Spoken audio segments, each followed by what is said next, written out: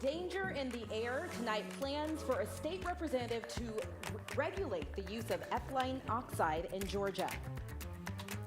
A malnourished young man with special needs left alone outside of Grady Hospital, and now police want to know if you can help find his family. 11 Alive News Primetime on the ATL starts now.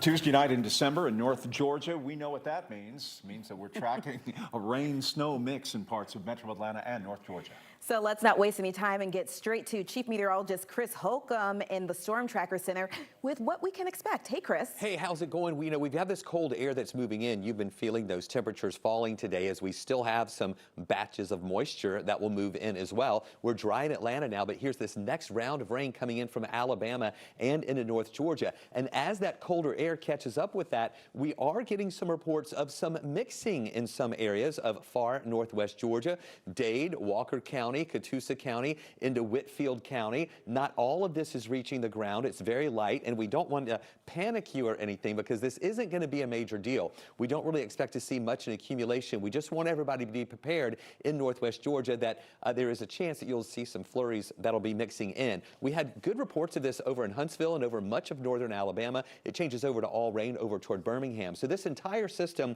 is going to be moving into our area. So this is what folks can expect in far north Georgia tonight. This darker blue color indicates where we're going to have some rain moving through, and at times it can mix in with a few snow flurries. But again, we're not expecting accumulations. Maybe in the higher elevations, we're talking above 2,000 feet, some grassy areas. Excuse me, might get just a little bit of snow coming down, maybe some very light accumulations, but mainly it's just going to be in the air. And then even in some of the northwest metro counties, it's going to be mainly rain, but don't be surprised if you see a few flurries mixing in. Our temperatures at the surface are going to be above freezing, so we're not really expecting any problems or anything here. We just wanted you to know what to expect out there for tonight. Here's the timeline with our high-resolution rapid refresh. You can see some of that mixing in North Georgia during the evening hours, and then overnight, some of this moisture moves in. Again, rain in Metro Atlanta, but there will be just a couple of spots here with some of those snow flurries mixing in. We can take you live up now in northwest Georgia. Our Storm Tracker Thunder Truck has been kind of roaming the roads there.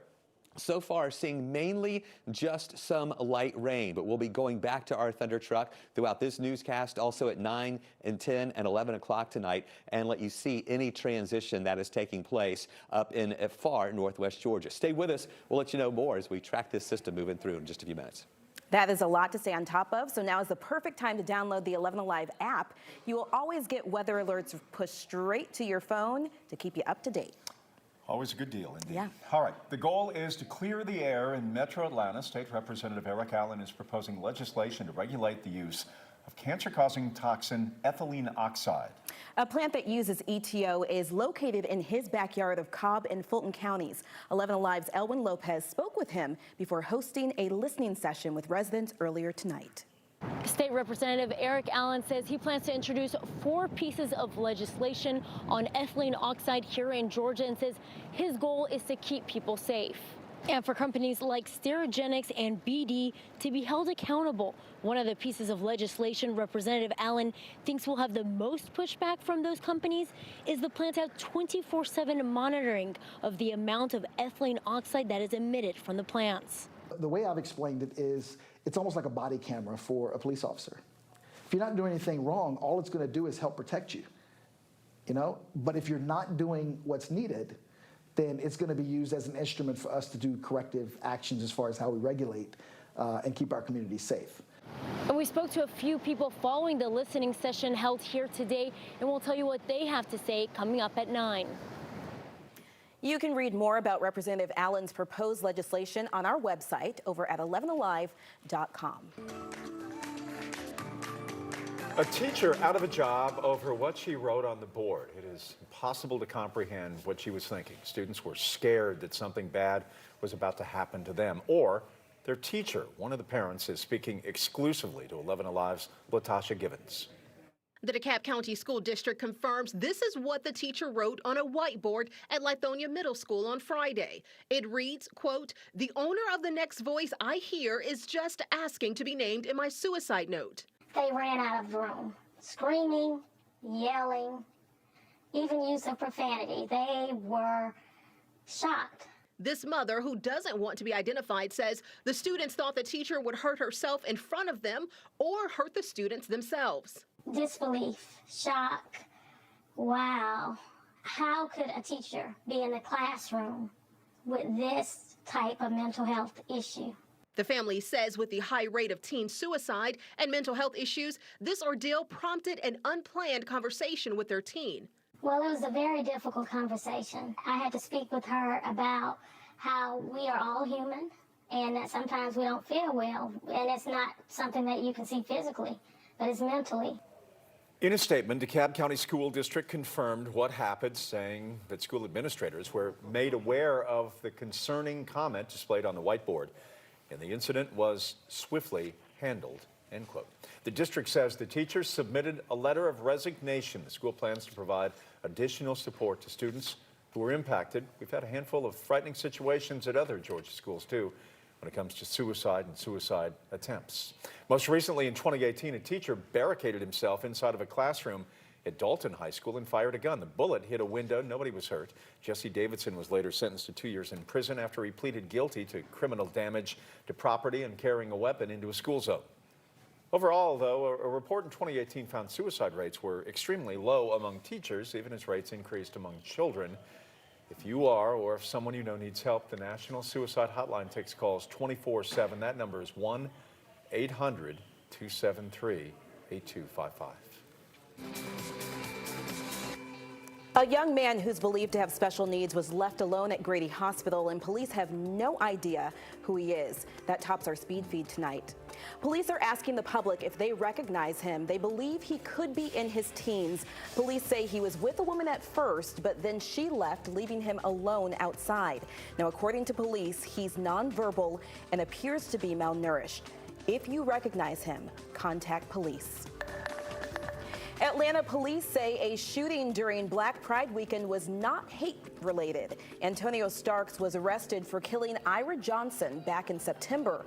Witnesses initially told police they heard anti-LGBTQ slurs being used, but after meeting with the FBI and APD's LGBTQ liaison, police say it does not rise to the level of a hate crime. It appears the shooting was the result of a fight that started inside a club.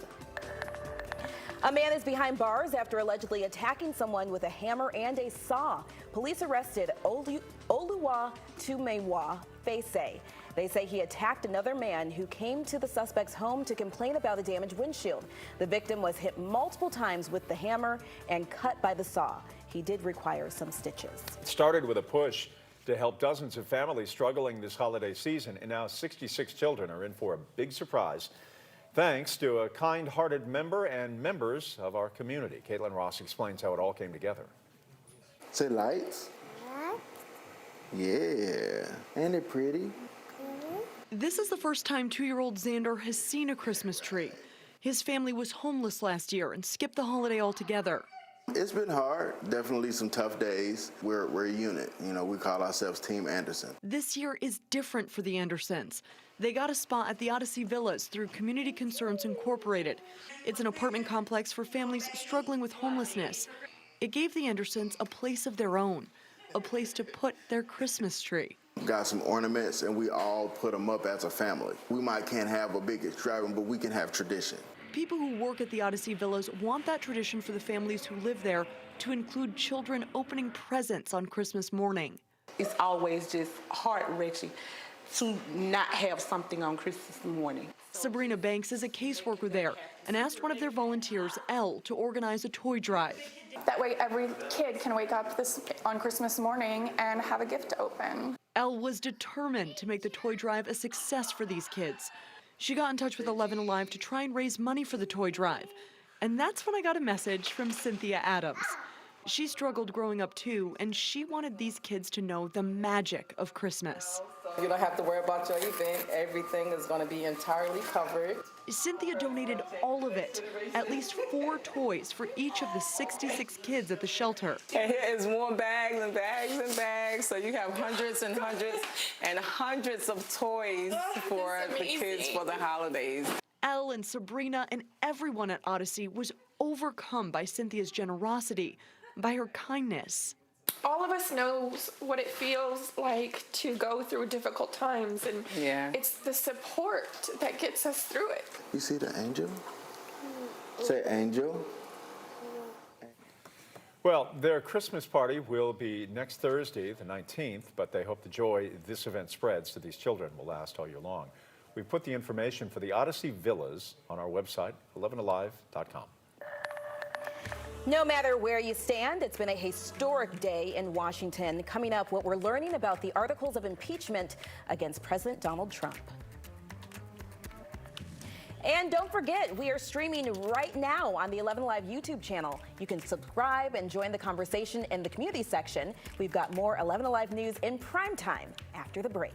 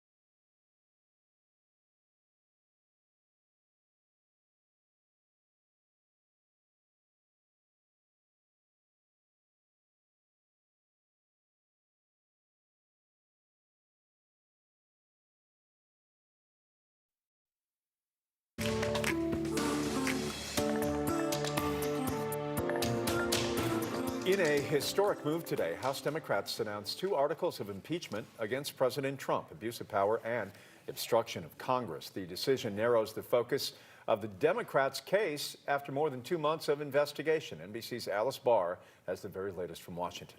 Standing below a portrait of the first American president, House Democrats announced articles of impeachment against the 45th. Not even the president is above the law. The 2 charges that President Trump abused his power by pressuring Ukraine to investigate his political rivals while withholding military aid, and that he obstructed Congress by blocking documents from being released and witnesses from testifying. If allowed to stand, it would decimate Congress's ability to conduct oversight of this president or any other in the future. House Republicans accusing Democrats of acting for political reasons. They're impeaching him because they're afraid he will get reelected. That's not why you have the power of impeachment. That's the abuse of power. President Trump calling impeachment sheer political madness and repeating that Ukraine's president said there was no pressure. At the same time, President Trump is meeting at the White House today with the foreign minister from Ukraine's biggest rival, Russia. And on a day of division, a bipartisan move, House Democrats announcing they'll support a new trade deal with Canada and Mexico, handing a potent political win to the Trump administration. There are some people who said, why make it look like he has a victory? Well, we're declaring victory for the American worker. Trying to shake the president's label of do-nothing Democrats, even as they move closer to impeachment. The timeline for a vote in the Senate likely means that Georgia's newly appointed Senator, Kelly Loeffler, will play a role in the impeachment verdict. Coming up, we're talking to 11 Alive political analyst Dr. Andra Gillespie about what could happen from here. I'm meteorologist Chris Holcomb from the 11 Alive Storm Trackers. We're going to be watching our tower cams very closely, also keeping an eye on Thunder Truck in northwest Georgia, because that is the area where we may see a changeover from some rain mixing in with a few flurries. Here's a live look right now. Now, can you tell here? You know what, guys? Go ahead and take this full if you can, because I want you guys to be able to see this. I know this is a last-minute thing. I didn't tell you to take this full, but if you can, on our Thunder Truck, this is the hood of the Thunder Truck right now, and you can see maybe a couple little bits of snow flurry activity hitting the windshield and also right there on the hood of Thunder Truck. This is a live look on top of the Thunder Truck from our camera there. So here you see it. We have it on radar as well as live pictures coming in from Thunder Truck right now of a few of those flurries that are coming down. This is in Whitfield County near Dalton. I'm not sure how far up in Whitfield County we are right now. If we're up close to the Tennessee line, we're in Catoosa County right now. Okay, so in Fort Oglethorpe, that's close to the Tennessee line. They're in northwest Georgia in Catoosa County. So you can see some of those snowflakes that were coming down from the top of Thunder Truck. This is a look from the windshield, and you can see just a little bit. I know it's not a lot of snow there, but just a little bit of that trying to not pile up, but collect just a little bit on the hood of Thunder Truck. So thank you for taking that full. We're going to keep going back to Thunder Truck over the next few hours in our 8 o'clock hour, 9 o'clock hour, 10 o'clock hour, and 11 o'clock hour to see how things are changing with that transition up in parts of northwest Georgia. So Tyson Paul is our photographer up there driving Thunder Truck. Now, come back here to this screen if we can here at the monitor wall. And this is in Floyd County right now in Rome. This is where it's all liquid precip, all rain right now. And you can kind of see that from the street light, just some of the rain that's coming down. It is possible that Rome may see some of that snow mixing in a little bit as well. The thing that I want you to know from all this, from seeing these pictures, this isn't going to be a major event. This is going to be just some light snow mixing in with some rain, mainly melting as it hits the ground, but there could be some spots in the higher elevations of North Georgia that might pick up some light accumulations just on some grassy areas. Let's take a look at radar, and you can see what we're confirming there in northwest Georgia of that moisture that is beginning to mix a little bit with some of that snow. Now, Catoosa County is right up here, all right? So this is where Thunder Truck is located. They went up 75 north through Whitfield County, mainly seeing some rain there, now up in Catoosa County, and that's where we're seeing on radar where we're beginning to see some of that mixing, but it's very light.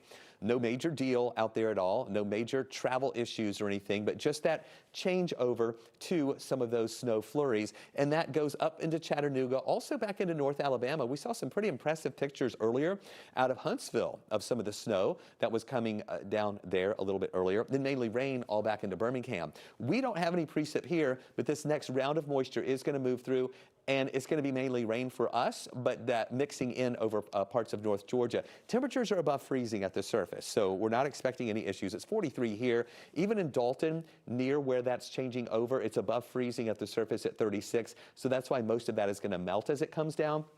Overnight, though, these temperatures will continue to fall, and we'll still be above freezing at about 11 o'clock tonight. 35 in Blairsville, 36 in Rome, will be 39 here. But then overnight and toward tomorrow morning, temperatures will be right at or just below freezing in far north Georgia. We expect any moisture that comes down will be drying up, and I really don't expect any major travel issues. We're going to be above freezing here in the metro Atlanta area. Once we get to lunchtime, we're back up into the mid-40s, and then eventually we'll get up to about 54 in the afternoon tomorrow with decreasing clouds. I really think that rain is going to be out of here by the time most of us wake up in the morning, and then decreasing clouds during the day, and a 9 on the wasometer. All right, so here's that changeover in northwest Georgia. Watch as that slides our way. See how that first part breaks up? Then we'll have this next batch of moisture coming in from Alabama. That's the part that may bring in just a few flurries over some of our northwest counties. Again, no accumulation, nothing to panic over, but just maybe just a few flurries mixing in. And then by tomorrow morning, this is at 7 o'clock, when most of us are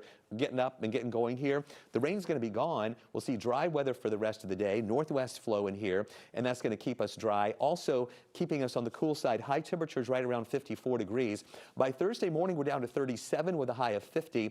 Clouds will be on the increase with some rain coming in, though, on Friday exiting early on Saturday, and then Sunday looks dry. Monday, clouds increase again. I'm holding off on any rain now until maybe late Monday, and then into Tuesday, a few of those showers, 30% chance for rain with high temperatures back to the lower 60s for the first part of next week. This is a story that has been getting a lot of traction the past couple of weeks, and that is there may be a national Christmas tree shortage that could indeed spike prices and trim supply, but does such a shortage impact all of us here in Atlanta? Liza Lucas set out to verify for you. These trees are ready for trimming as the countdown to Christmas grows closer. But is a national Christmas tree shortage affecting supply in Metro Atlanta? The Georgia Christmas Tree Association represents tree growers, and the group says the shortage primarily affects Fraser firs, mainly from North Carolina and Oregon, while the approximately 90 members of the association mainly grow cypress varieties. The group says those growers have no shortage and are reporting record-breaking sales. But the full answer is not so clear-cut. Pike Nurseries sells trees sourced from across the country. For us and for the folks who get Christmas trees out of North Carolina, Tennessee, Virginia, and even from the West Coast, those larger trees are still impacted from 7, 8, 9 years ago when there were too many trees that were out there and available. And a lot of those growers stopped growing those trees for several years. Well, now we're feeling that. 11 Alive reached out to 10 different Christmas tree sellers. Some, like Tradition Trees, say they anticipated the shortage and have supply, but are still seeing the impact. Biggest effect I've seen is that some of the smaller locations, some mom and pops, baseball teams, church groups, just weren't able to secure any trees this year. I've had more phone calls on the wholesale side than I've ever had this year. Unfortunately, we just weren't able to help everyone that we would have liked to. Timing also plays a role. This is a little bit of a different season too, with having Thanksgiving so late. Well, everybody comes all at once right there at the end of November, and suddenly more trees go faster. So is the national tree shortage affecting Metro Atlanta? We verified some sellers are indeed feeling the pinch, but sources say trees are available. You just don't want to wait. If you see one you like, grab it. I wouldn't shop around too much because honestly, they're flying off the shelves. You can check out all the responses from local tree sellers on 11alive.com, and if you have a Verify idea, send it our way via Facebook, Twitter, or via email at verify@11alive.com. It was a horrifying crime spree that finally came to an end in Georgia. Next, a look inside the mind of the Casanova killer.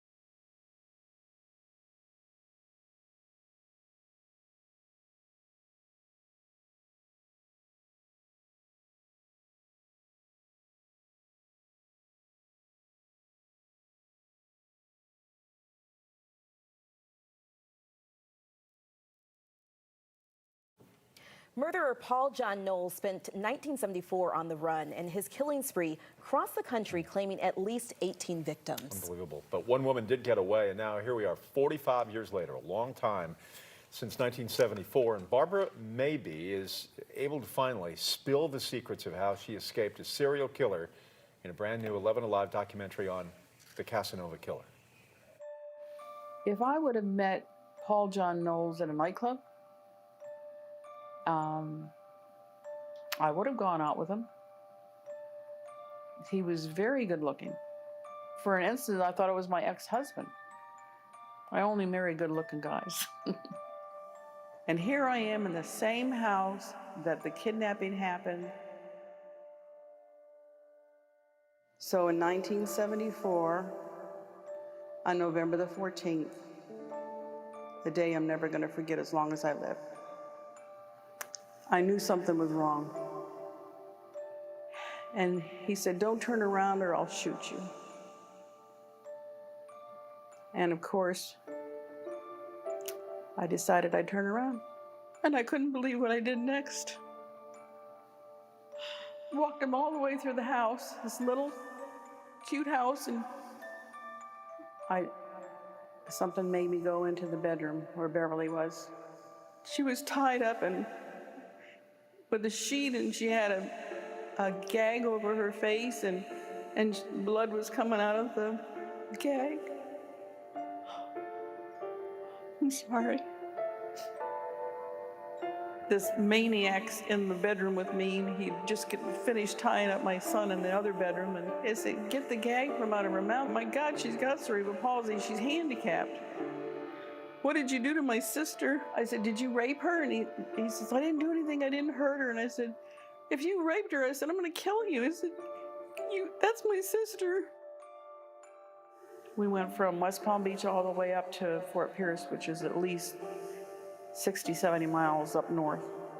He gets to the hotel room, and we go, and he said, "Just pretend like we're married." And it didn't even cross my mind that I would be raped. He had raped me repeatedly over and over, but it wasn't rape in my mind because the man wasn't normal. He was not normal that way, sexually. It wasn't like a real man. I fell in love with him for maybe an instant. I did whatever I had to do. You will find a link to the entire Casanova Killer documentary, plus even more from our investigation right now on the front page of 11alive.com. See all kinds of outfits at the airport. How well dressed are you when you get on board? Could you get kicked off of a flight for the decision that you make about your pajamas or your t-shirt? But we have a list of clothes that may cause the airlines to send you toward the Greyhound station. And you were looking live. Some of the pictures coming in from our Storm Tracker Thunder truck is that transition taking place right now from rain mixing in with just a few snow flurries there. Stay with us. We'll take you back live to Northwest Georgia from the Thunder truck coming up in our next half hour.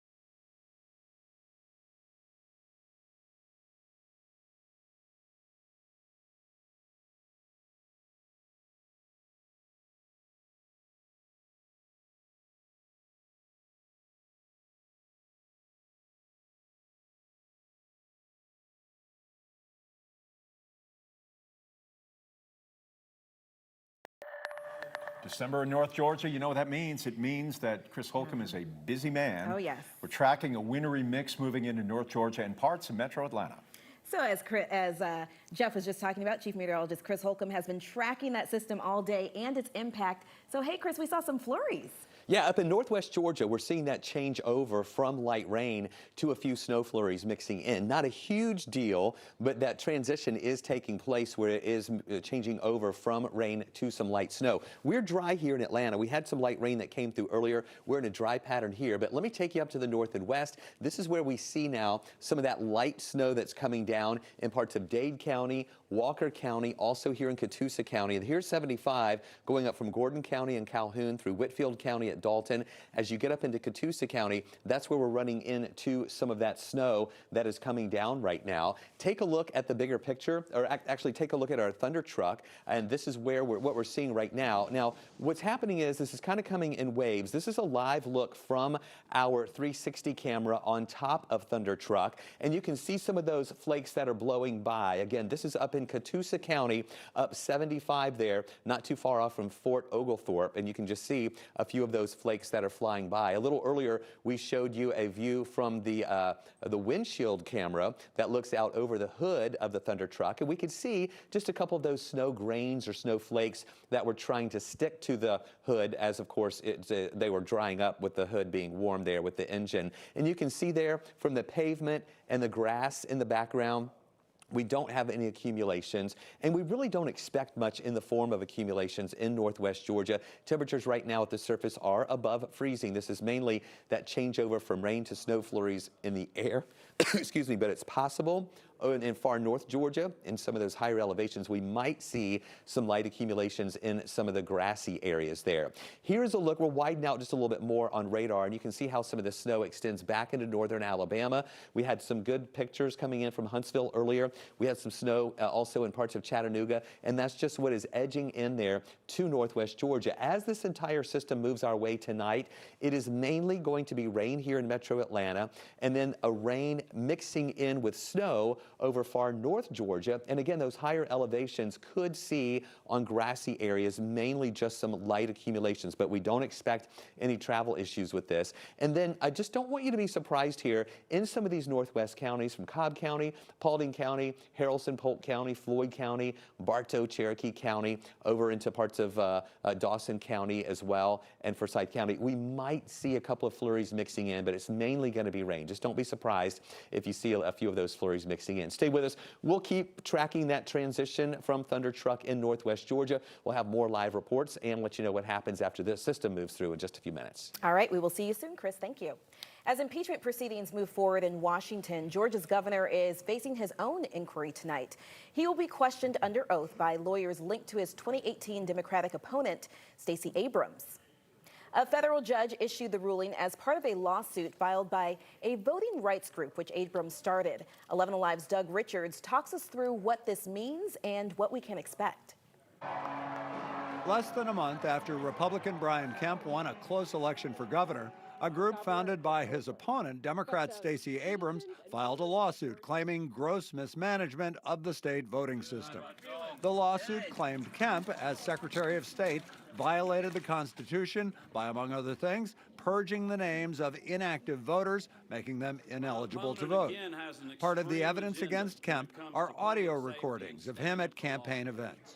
One of them is from a 2014 event when Kemp was running for re-election as Secretary of State. You know, the Democrats are working hard. There's been all these stories about them, registering all these minority voters that are out there and others that are sitting on the sidelines, and if they can do that, they can win these elections in November. Kemp goes on to say, but we've got to do the exact same thing, according to court documents. The ruling allows Fair Fight's attorneys to question Kemp about what he meant by saying that, and whether he intended to suppress minority voters as the suit alleges. Contentious would be an understatement. Defense attorney Meg Strickler says the deposition will be private and probably combative. The one side's going to be like running to grab at him, and the other side's going to be not wanting to answer. So it's going to be fun to be a fly on the wall to watch this deposition. Well, this case has churned already for more than a year. Fair Fight and Kemp's office both declined comment on the upcoming deposition of the governor. And if you were hoping to watch, it's That's not going to happen. Depositions are closed-door proceedings. Sometimes they are made public after the court proceedings later on.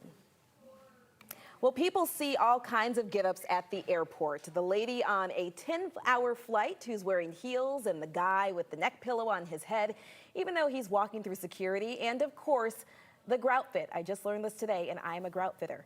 But gray outfits. Oh, I got you. But certain outfits can actually get you kicked off a plane. So here's a quick guide for what not to wear. Offensive t-shirts. One woman recently told BuzzFeed that she couldn't get on an American Airlines flight with her Hail Satan shirt. The airline's policy says offensive clothing is not allowed. She was let on when her husband gave her something to cover up her shirt. Number 2, UGG boots. I can't believe this. Yes, really. Some airlines will bar you from airport lounges and other areas if they consider your outfit sleepwear or not real shoes, but they're boots. So that means flip-flops could also be a problem. And a really important thing to know is if you're flying with certain perks like first class, you might be held to a higher standard than other passengers. Many airlines suggest business casual clothing if you are flying with some of those perks. So if you can't find the time to look up all these different policies, we've made it pretty easy for you. There's a direct links to several airline dress code policies in our story on 11alive.com.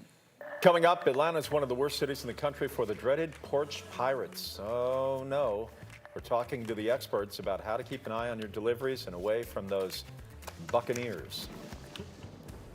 And you're looking live again here from our Thunder Truck in Northwest Georgia there in Catoosa County. We have some areas of light rain. It is mixing in with a few snow flurries at this hour. It's melting it as it hits the ground. Temperatures at the surface are above freezing. Stay with us. We'll check back in on Thunder Truck and take a look at some of those snowflakes coming up.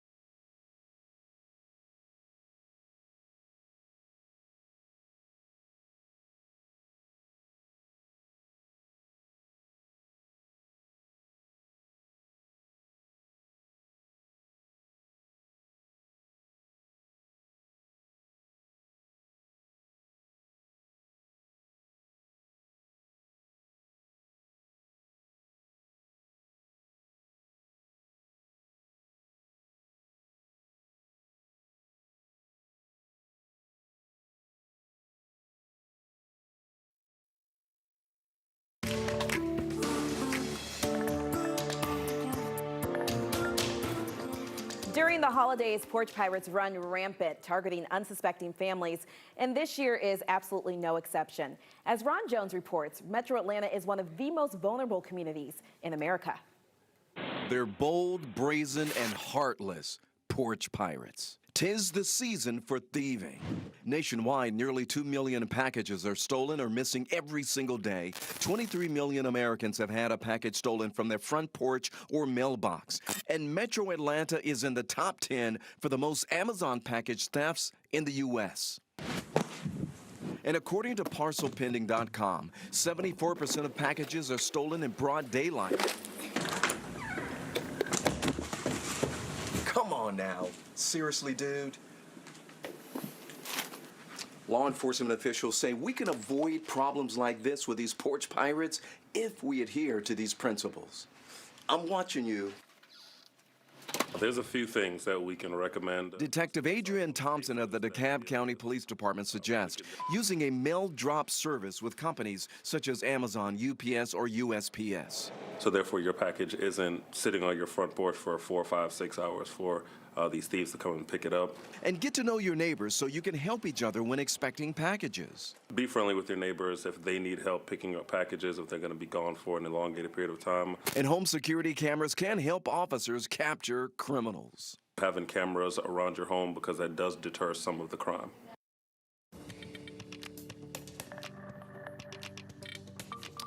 All right, we're still watching very closely the transition that's taking place in northwest Georgia from light rain to some light snow flurries that are mixing in. Temperatures there still above freezing, so everything is melting as it hits the ground. We are dry here in Atlanta right now. No rain coming down in our area at this hour, but we'll see some of this moisture coming in through the overnight hours, and I do think that'll be mainly rain here. Let me take you back up to the north and west. I'll put this into live mode, and here you can see in Dade County, Walker County, also Catoosa County, where we see some of that rain that's changing over into the light snow.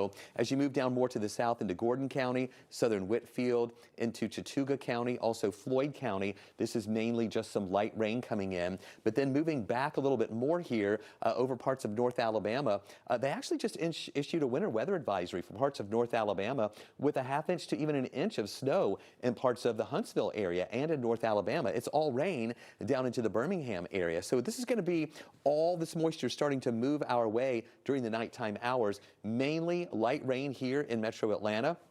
But there will be a few of those flurries that'll be mixing in at times. I want to take you back live to northwest Georgia right now to our Storm Tracker Thunder Truck. And what we're seeing now is we see just a little bit of a lull in the activity at times. There you can see as you're looking over the hood of Thunder Truck and the light is shining through that, you can see just a few of those snowflakes that are coming down, approaching the windshield as Thunder Truck is moving very slowly through some of that right now. So not a lot of heavy snow or anything, but the transition has taken place to some of those light snow flurries. I'm not sure if we can see our roof camera, the 360 camera from this view or not. I don't want to mess anything up there with Tyson driving the vehicle, but it has also been showing some of those snow flakes as they've been coming through the air, showing up a little bit, but just very small, melting as they hit the ground. You can see a couple of those as they try to hit the hood of the truck. There you can see on the 360 camera on the roof of Thunder Truck, as you can see some of those snowflakes coming down. You can see those from the light there in the distance and some of the trees that we have as well. There's that street light, and that's kind of illuminating some of those snowflakes a little bit more. So again, not a huge issue there. We just wanted to be there to confirm and see this transition as it takes place. And again, right next door over into Alabama, it's a little more impressive there with some of that snow that is coming down. Here's a look at our high-resolution rapid refresh. This is our future radar product that updates every hour. And you can see that light rain from Rome changing over to some of the snow in far northwest Georgia. Again, Huntsville had some snow. Chattanooga had some snow. As these next little batches of rain move through, this again is mainly we're going to see that activity up in north and west Georgia. And then as it starts moving closer to Atlanta, it's mainly going to be rain here, but there will be just a couple little spots as that cold air kind of mixes in with that we can see a couple of flurries that'll be mixing in. Again, no accumulations, no travel issues. Just we don't want you to be surprised in some of the northwestern counties if you see a few of those flakes that are moving on through. And then by 5:30 in the morning, all the moisture's out of here. And when most of us wake up in the morning, the rain will be gone, and then we'll just see cool air during the day tomorrow. Of course, whenever you're watching that transition take place from rain to snow, you really want to keep an eye on those temperatures at the surface, because that determines whether or not that snow would stick. And right now in Dalton, it's 36 degrees. That's above freezing. Here in Atlanta, it's 43. So that's why we're not expecting any issues. We'll be watching these temperatures, though, during the overnight hours. I do think parts of northwest Georgia will be around freezing early in the morning, but I think most of that moisture will have dried up by then. So that's, again, why we're not expecting any issues. But for us, it's going to be that 20 to 30% chance for showers from midnight on till around 4 in the morning, where it's going to be mainly light rain here, but maybe a little bit of that snow flurry activity mixing in. It's going to be chilly in the morning, but here's the key. This is above freezing. We'll be at 38 early in the morning. So here's what we're watching for the rest of the nighttime hours. That last batch of rain is going to be moving through. We have that rain-snow mix mainly in North Georgia and Northwest Georgia, and then please excuse me, it's going to be drying and colder as we go through the overnight hours and during the day tomorrow. In fact, we start off at 37, get up to 54 in the afternoon, decreasing clouds, more sunshine. We're going to go with a 9 on the wasometer. Here again is a look at that transition over Northwest Georgia. That first batch kind of goes away. A little more moisture starts feeding in overnight. Not a lot of rain, not a lot of snow flurry activity, but mainly light stuff here. But you can see that mixing that's going to be taking place over parts of North and also into West Georgia. And yes, some Northwest metro counties could potentially see some of those snow flurries coming down too. But again, by 7 o'clock, the moisture's gone. We'll see clouds decreasing, northwest flow in here, sunshine returns. We'll have dry weather and cool weather tomorrow with those highs up to about 54 degrees. We're down to 37 Thursday morning with a high of only 50, dry weather in place. And then Friday, that's when the rain moves in. It'll be a cold rain, highs near 49.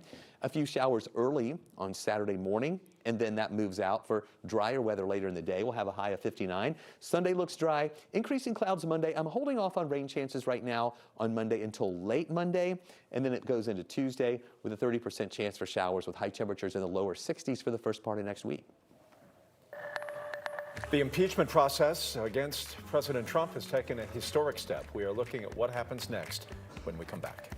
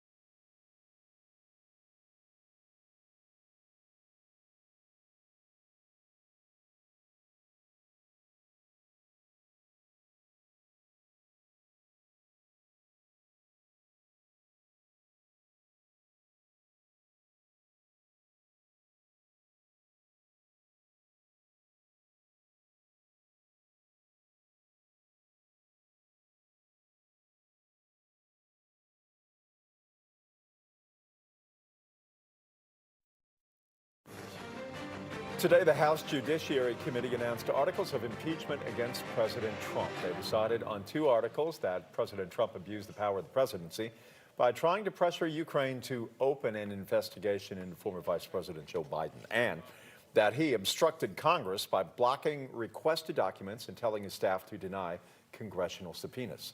Cheryl Preheim has more with our 11 Alive political analyst, Dr. Andra Gillespie. No matter where you stand on the issue, it is a historic day. It's the 4th time that the House has brought formal articles of impeachment against a sitting president. Bill Clinton, Andrew Johnson, President Nixon, and then, of course, Trump. So what does this all mean? 11 Alive political analyst Dr. Andra Gillespie joins us. This has been absolutely partisan from the beginning. Some who are certain it's a hoax, others who are certain that this is evidence against wrongdoing of the president. A few more votes needed in the House, then it moves to the Senate, right? Yes, so I think it's important to note that President Trump has not formally been impeached just yet. So what's going to happen now is that articles of impeachment have been drawn. They have to be decided on in the Judiciary Committee. Then the full House of Representatives has to vote on it. If that resolution passes, then President Trump would become the 3rd president in history to then have to face a Senate trial, because President Nixon quit before there was a full vote in the House of Representatives. Yeah, he resigned before that happened. The timing here is fascinating because Senator Johnny Isakson will step down at the end of the year. The timeline would likely put Georgia's newest senator, Kelly Loeffler, in position to vote on this as one of the first things she does as a senator representing Georgia for the United States. Absolutely. And so, you know, probably one of the things that Governor Kemp and President Trump were thinking of when he was thinking of sort of who his preferred pick would be for the Senate seat was who might vote for him in a Senate trial. That might explain in part President Trump's preference for somebody like a Congressman Doug Kylands, who's been very prominent in the House Judiciary hearings. But I suspect, given Senator-designate Loeffler's comments last week, that she's probably for now a reliable vote for President Trump. But we have to see how, you know, the entire trial emerges and where Republicans actually fall. And obviously Republicans control the Senate. Right. Right, and so, you know, one of the things that people are looking at here is that while most people would predict that an impeachment resolution would in fact pass the House of Representatives, and so President Trump would be formally impeached, we still have the 67 vote problem in the Senate. And so what that means is that given the fact that Republicans control the Senate and that there doesn't look like there's any bipartisanship in this, it's really hard to see a path forward for President Trump to be removed from office unless something really dramatic changes or there is some, you know, really important new revelation that comes out in the next few weeks that we don't know anything about. Maybe more than anything, it's about the campaign leading into 2020. Well, I mean, I think that's part of it, but then there's also going to be the campaign for hearts and minds, and there are a lot of people who are kind of really hard and fast in their beliefs, who don't look like they're going to change their minds, and then I think it's a question of how this actually affects the 2020 campaign. So President Trump will no doubt use this, regardless of what happens, you know, as a campaign cudgel, and then it's a question of how it actually affects Democratic candidates competing, because we still have 5 senators who are left in the race. They're going to have to take time off the campaign trail in order to sit as jurors in an impeachment trial. Interesting. Andra, we always appreciate the time. Dr. Gillespie, appreciate it. Thanks so much. SunTrust Park is getting a makeover for this month's Visa Big Air event. We'll have an update on construction after the break.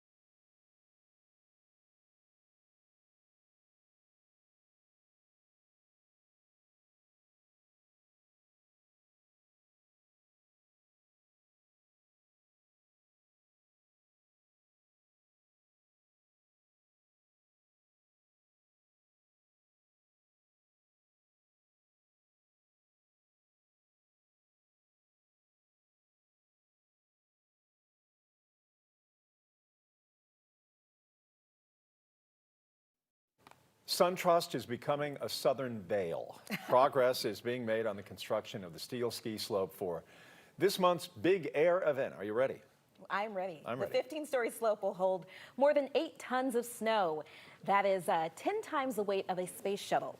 The drone video shows just how massive this ski slope will be. The Braves are partnering with the U.S. Ski and Snowboard Association to bring champion snowboarders and free skiers to the park. Olympians and the best of Team USA will also show their tricks and jumps. The Visa Big Air opens December 20th and 21st. Should be a lot of fun. You guys love snow and winter events, too? My favorite kind is fake snow. Really? You're a Michigan girl. Exactly. You got it on the head.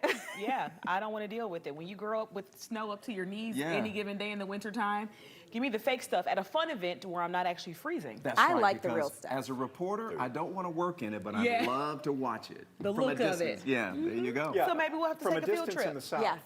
Yes, exactly. We'll have to take a field trip out there, guys. Maybe I'm we'll down for that. do prime time from not. SunTrust. Jeff is so, I'm not. All right, hey guys, well, good to see you. It is almost 9 o'clock. We have a lot coming up next on 11 Alive Primetime News. That's right. Danger in the air. Tonight, plans from a Georgia lawmaker to regulate the use of ethylene oxide in Georgia. Plus, why a Metro Atlanta City is pulling support for a tradition going back decades. 11 Alive News Primetime on the ATL starts now. Hey, well, it's that time of year. We're tracking a wintry mix moving into North Georgia and even parts of Metro Atlanta tonight. Yeah, Chief Meteorologist Chris Holcomb has been tracking the system all day and its impact. Chris? Hey, yeah, we're watching this transition that's taking place over northwest Georgia right now. We've had some light rain there. The cold air is catching up with that moisture, and we have been seeing that transition take place here to some snow for parts of Dade County, Walker County, Catoosa County, and also for parts of Whitfield County. And we do have confirmation of some of that snow coming down. Down to the south of that, it is mainly rain. More of that snow is going through parts of North Alabama at this hour, and that's starting to fade out just a little bit. But the transition is taking place right now in northwest Georgia, right around Catoosa County, also in Dade and in Walker counties. Take a live look out there right now. Our Storm Tracker Thunder Truck has been in northwest Georgia tonight. This is a live look at what we're seeing from our Storm Tracker Thunder Truck of that snow that is coming down right now. As you can see, it is melting as it hits the ground. Temperatures at the surface are above freezing. You can see that in the headlights. Also, a few of those areas of snow trying to, stick there to the hood of the Thunder Truck, but of course it is warm since the engine is going. This is a live look from our 360 camera on top of Thunder Truck, and you can see some of those snow flurries as they're blowing around just a little bit. Again, it's very light. This isn't anything to panic over.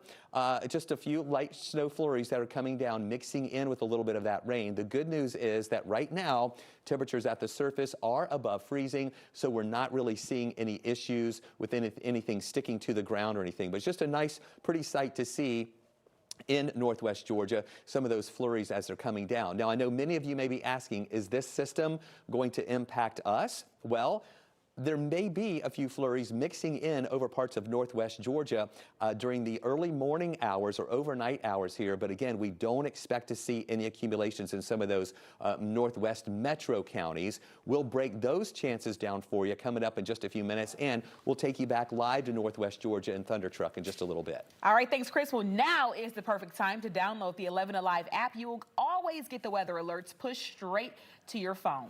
Well, the future of a decades-old tradition is now up in the air up in the city in Alpharetta. The city council voted to no longer fund the Old Soldiers' Day Parade. All new on Primetime, 11 Alive's Jay Plyburn explains the legal battle that could spell the end of the annual parade. The Old Soldiers' Day Parade is intended as an opportunity to honor and celebrate combat veterans who have fought for and defended the United States of America. We felt that it was not appropriate for the Confederate battle flag to be a part of the parade itself. And so the city prohibited the flag from being flown in the parade. There was some backlash. The Sons of Confederate Veterans chose to file suit against the city, seeking to require us to allow the flag in our parade. So I think what you have is political correctness run amok in the administration of the city of Alpharetta. Interestingly enough, in this parade, it started originally as a tribute to Confederate soldiers. So So it's unbelievably appropriate that the Confederate battle flag be displayed at a parade founded to honor Confederate soldiers. We made a request under Freedom of Information Act for everything related to the parade and any controversy, and we found no letters complaining about the display of the Confederate flag, which had been done for 15 years prior to their banning it. I think you definitely should have the Confederate flag. I think it's part of history. Whether we agree with it or not, it causes progression to know where we came from and where we're going. Our hope is that if the city is not involved and if public funding is not involved, some of the controversies will cease and the focus can return to celebrating and honoring and coming together as a community to raise up our combat veterans who have defended the United States of America. By the way, Alpharetta City officials say the parade costs more than $20,000 each and every year, and even more taxpayer dollars are being spent to defend the city in court. Tonight, neighbors got a chance to hear about legislation proposed by State Representative Eric Allen to regulate the use and monitoring of ethylene oxide. So his goal is to clear the air of this cancer-causing toxin used to sterilize medical equipment. The same chemical used at the Sterigenics plant in his own backyard that has been shut down by the state indefinitely. 11 Alive's Elwin Lopez was at tonight's listening session.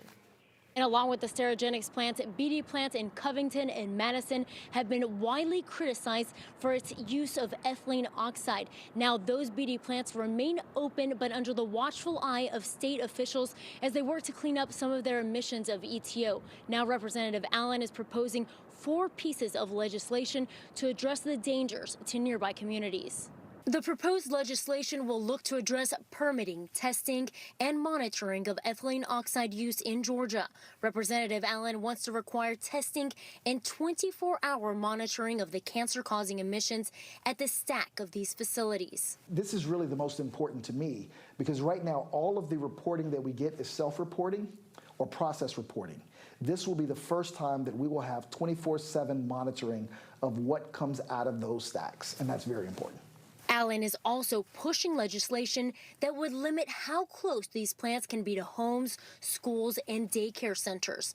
Tonight, a listening session took place at Delta Community Credit Union to see what people had to say about the proposed legislation. The 24/7 monitoring, as long as it is electronically done and not being reported from the companies, then we don't have a problem with that. I think it's a good start. One of the elements that we'd like to see is the fence line ambient air testing, and I brought that up during the session. The 2020 General Assembly session begins on January 13th, and Representative Allen told me earlier that he plans to introduce this legislation as soon as possible to keep the companies accountable and to keep people safe. The state has come down on the Sterigenics and BD plants for their emissions of the cancer-causing chemicals. So let's give you a little background information here. Let's take it back. As we said, Sterigenics has been closed indefinitely until its emissions process has been updated. The BD plant in Covington reopened after the state shut them down for about a week as part of a court-enforced agreement. The BD plant in Madison was also part of that agreement, but still stayed open. The EPD announced violations against that plant, but a spokesperson said it happened because it was taking part in a government study. You can read more about Representative Allen's proposed legislation on our website. Just head to 11alive.com. All right, Atlanta Police Department has a mystery on his hand. A young man with special needs was left alone at Grady Hospital, and police have no idea who he is. That tops our speed feed tonight. Police are asking the public for help if they recognize this guy right here. They believe he could be a teenager, maybe in his teens. And police say that he was with a woman at first, but she left him alone outside of Grady Hospital. And according to police, he's nonverbal and appears to be malnourished. If you recognize him, contact police immediately. Well, the Houston City Council member who sparked outrage for allegedly saying interracial marriage was against his Christian beliefs has now stepped down. Jim Cleveland's resignation was effective 3 p.m. today. He was up for re-election next year, but he faced criticism for his defense of Mayor Teresa Kennerly. She's accused of telling council members that she would not hire an African-American city administrator candidate because Houston was not ready. Merriam-Webster has revealed its word of the year, and it may not surprise you folks. The word is they. Searches for they spiked as it became the gender-neutral pronoun for choice of several pop culture figures. According to Merriam-Webster, searches went up 313%, and some of the other searches include crawdad, impeach, and quid pro quo. It started with a push to help dozens of families struggling this holiday season, and now 66 children are in for a huge surprise thanks to kind-hearted members of our community. Caitlin Ross explains how this all came together. Say lights. Yeah. Ain't it pretty? This is the first time 2-year-old Xander has seen a Christmas tree. His family was homeless last year and skipped the holiday altogether. It's been hard. Definitely some tough days. We're a unit. You know, we call ourselves Team Anderson. This year is different for the Andersons. They got a spot at the Odyssey Villas through Community Concerns Incorporated. It's an apartment complex for families struggling with homelessness. It gave the Andersons a place of their own, a place to put their Christmas tree. Got some ornaments, and we all put them up as a family. We can't have a big extravagant, but we can have tradition. People who work at the Odyssey Villas want that tradition for the families who live there to include children opening presents on Christmas morning. It's always just heart-wrenching to not have something on Christmas morning. Sabrina Banks is a caseworker there and asked one of their volunteers, Elle, to organize a toy drive. That way every kid can wake up on Christmas morning and have a gift to open. Elle was determined to make the toy drive a success for these kids. She got in touch with 11 Alive to try and raise money for the toy drive. And that's when I got a message from Cynthia Adams. She struggled growing up too, and she wanted these kids to know the magic of Christmas. You don't have to worry about your event. Everything is going to be entirely covered. Cynthia donated all of it, at least 4 toys for each of the 66 kids at the shelter. And here is more bags and bags and bags, so you have hundreds and hundreds and hundreds of toys for the kids for the holidays.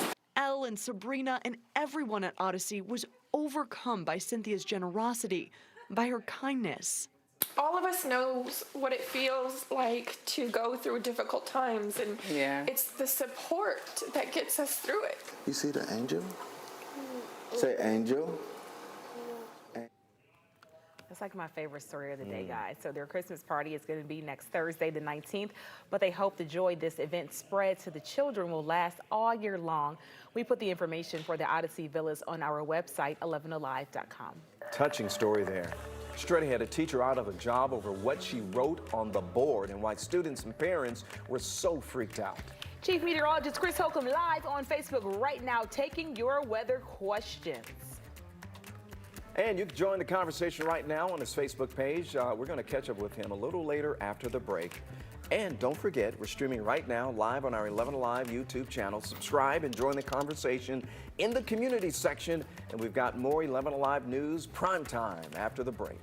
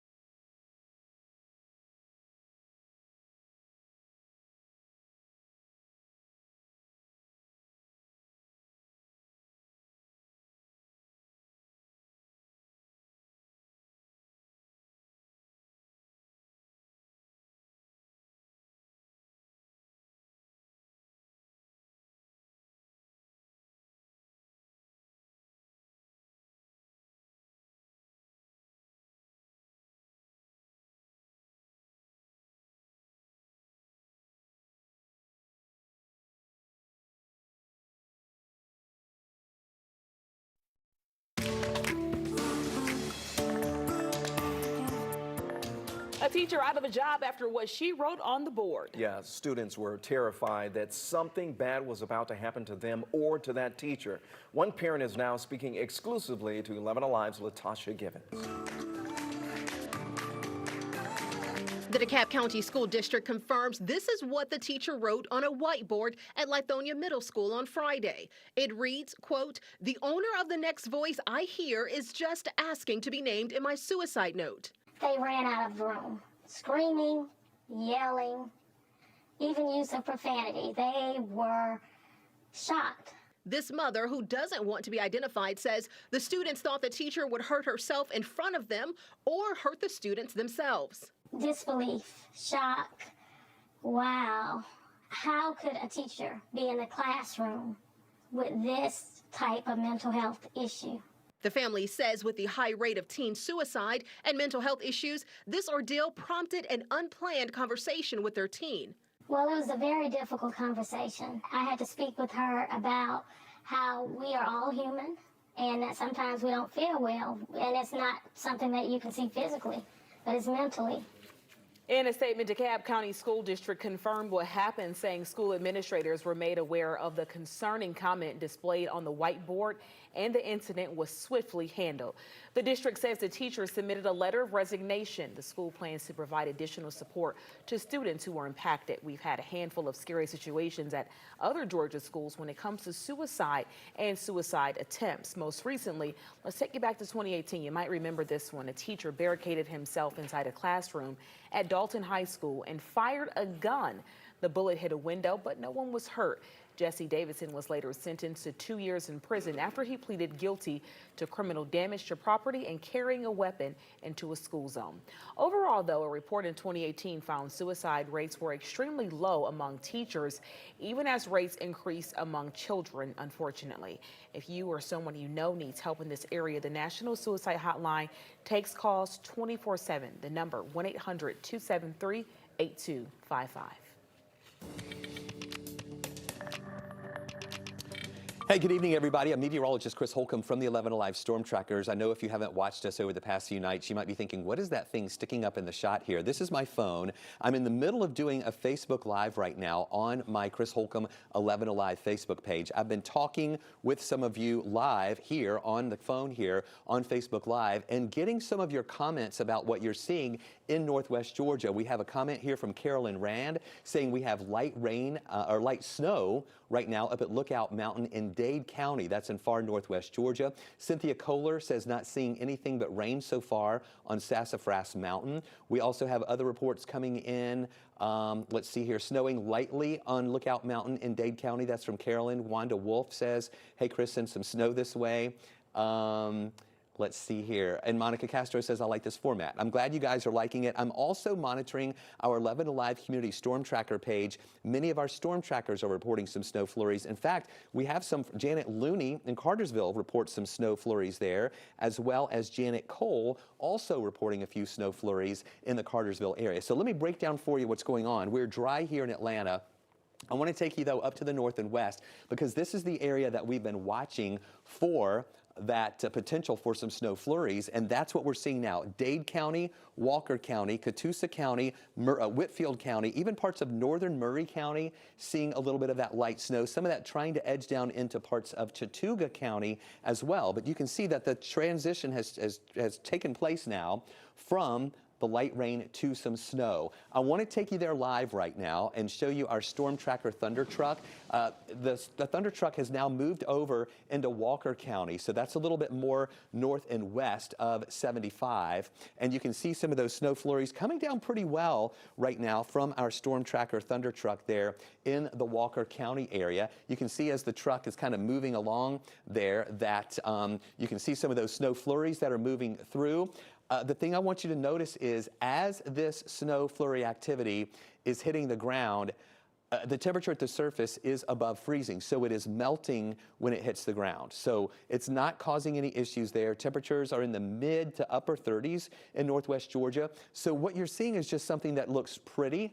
It's not really causing any travel issues. We will be watching these temperatures very closely, though, as we go through the rest of the overnight hours, as in northwest Georgia, we do think we'll get to freezing or close to it, but we think also that a lot of that moisture is going to be drying up by the time those temperatures get down to freezing early in the morning hours. You can see how the red light is reflecting on the road there, and it is all water on the road, even though we're seeing those snow flurries in the air. Turning right here, again, this is in Walker County, far northwest Georgia, and you can see some of those snow flakes that are coming down, but again, not a panic situation, not a bread and milk situation at all there in those areas of northwest Georgia. Just looks kind of pretty. Let's go back to radar because this will show you what we're watching is that transition. We're confirming now from our Thunder truck what we see on radar, and that's where we are. Walker County is right here in that northwest corner. This is Dade, this is Walker right here. So we're confirming here from our Thunder truck what we're seeing in northwest Georgia. We also had some impressive snow still happening in parts of North Alabama around Huntsville, between a ½ inch and 1 inch of snow there. So here's what to expect for the rest of the overnight hours. This is mainly going to be that snow event, if you want to even call it an event, in northwest Georgia. The moisture will start to move our way overnight. This is at 1:30 in the morning. This is mainly going to be light rain here in metro Atlanta. But you can see that changeover taking place still over parts of northwest Georgia. Now, it's not out of the question that some northwest metro counties, Paulding County, Polk County, Floyd, Bartow, Cherokee County, could see a couple of flurries mixing in, but again, we don't expect any accumulations. By 6 in the morning, all that rain is going to be pushing away, and the moisture is going to be gone tomorrow, so we don't expect any rain here tomorrow. Here's the important thing. When we're watching the snow mixing in, of course, you want to know what the temperature is at the surface, and we're above freezing in Dalton. It's 36, 42 here in Atlanta, but we'll watch these temperatures through the overnight hours. I do think in Atlanta, we will stay well above freezing, so it's going to be all, just light rain here, but we'll be in the 30s in the morning, so it's going to be a chilly start. In parts of northwest Georgia, Rome, you may make it up to the make it down to the freezing mark, as well as the Dalton area and up through the Blue Ridge area. You might see some freezing temperatures there. So we're watching the rain move through, that rain and snow mix to the north, but it'll be drying and colder tomorrow. Highs right around 54 degrees with a decrease in clouds tomorrow and more sunshine. Here's the forecast track again tonight. This is our RPM model showing that moisture as it starts to fall apart, and then a little more comes through, mainly light rain here in metro Atlanta, but then that changes over maybe to a couple of flurries in far northwest counties, but we don't really expect anything much in the form of accumulations here. So 54 Wednesday, 50 Thursday with dry weather, cold rain on Friday with highs around 49.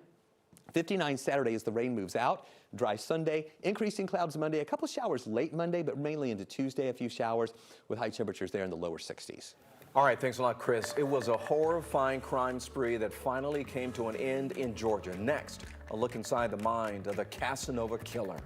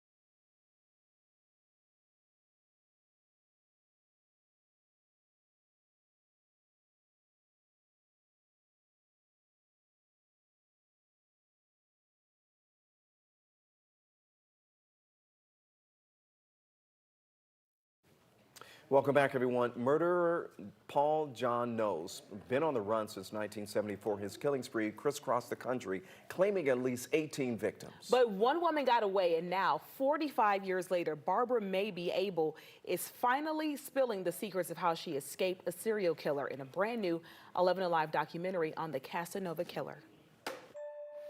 If I would have met Paul John Knowles at a nightclub, I would have gone out with him. He was very good looking. For an instant, I thought it was my ex-husband. I only marry good looking guys.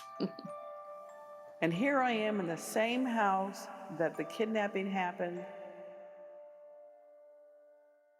So in 1974, on November the 14th, the day I'm never going to forget as long as I live, I knew something was wrong. And he said, "Don't turn around or I'll shoot you." And of course, I decided I'd turn around. And I couldn't believe what I did next. Walked him all the way through the house, this little cute house, and something made me go into the bedroom where Beverly was. She was tied up and with a sheet, and she had a gag over her face, and blood was coming out of the gag. I'm sorry. This maniac's in the bedroom with me. He just finished tying up my son in the other bedroom, and I said, "Get the gag from out of her mouth. My God, she's got cerebral palsy. She's handicapped. What did you do to my sister?" I said, "Did you rape her?" And he says, "I didn't do anything. I didn't hurt her." And I said, "If you raped her," I said, "I'm going to kill you." I said, "That's my sister." We went from West Palm Beach all the way up to Fort Pierce, which is at least 60, 70 miles up north. He gets in a hotel room, and we go, and he said, "Just pretend like we're married." And it didn't even cross my mind that I would be raped. He had raped me repeatedly over and over, but it wasn't rape in my mind because the man wasn't normal. He was not normal that way, sexually. It wasn't like a real man. I fell in love with him for maybe an instant. I did whatever I had to do. All right, you're going to find a link to the entire Casanova Killer documentary, plus more from our investigation right now on the front page of 11alive.com.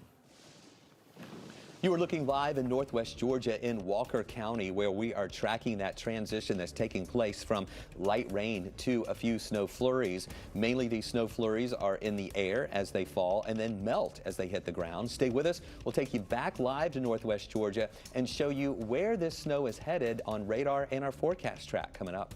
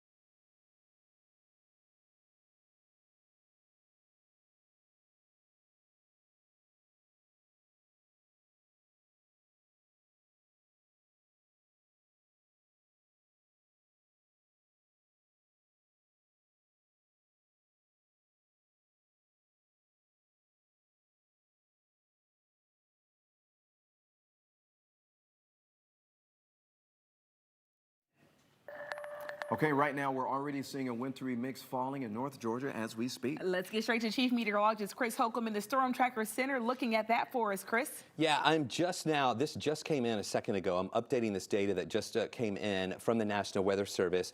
They have just issued a winter weather advisory now in effect for these counties in far northwest Georgia. I'm going to take a closer look at that in just a second. I'm just updating that as it's coming in. Let me just tell you what they're saying here. The text that we're getting in from them right now is that maybe some light accumulations in the mainly higher elevations, but we're going to be watching those temperatures as they fall close to freezing in these areas in the morning. The race is going to be on for any moisture that's left behind here for it to dry up before we have any slick spots that are developing. It would mainly be in elevated surfaces, maybe bridges and overpasses might have a little bit of some slick spots that can develop there.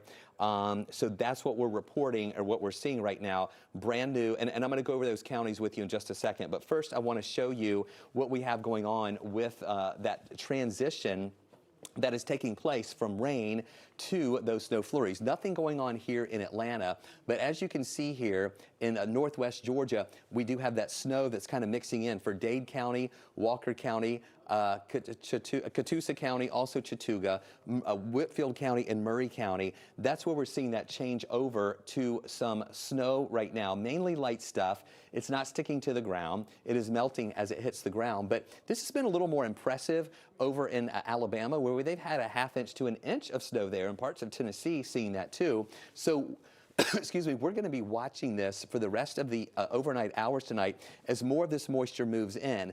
I really think that the main threat for any type of snow will be in far northwest Georgia. Take a live look. This is from our Thunder Truck. Storm Tracker Thunder Truck has been in northwest Georgia tonight, tracking some of that transition from that rain to the snow mixture. Here's a look at this. And what's happening is this has been kind of coming in waves, and I know you can't see a lot of that right now. We just had to kill the light because that car is coming in to our area, so we didn't want to blind them with our light. But there you can see some of those snow flurries as they're coming in through the headlight, as well as our light on top of the truck. This is our camera through the windshield. We were seeing a little bit of that snow trying to collect on the hood of Thunder Truck just a few minutes ago, and we're in Walker County. So that's the county. You know, there are two counties in northwest Georgia, right at the corner. Dade County, right at the corner. Then right next to that, it's Walker County. So that's where we are right now, where we're seeing some of that snow coming down. Not seeing any accumulations on the roads or in those grassy areas, but we're going to be watching those temperatures in far north Georgia tonight that will move down to around the freezing mark. That could cause some slick spots on some elevated surfaces or not very heavily traveled surfaces out there. Let's go back to the maps, and I want to show you those counties. Again, this just a minute ago. Do y'all still have me here? There we go.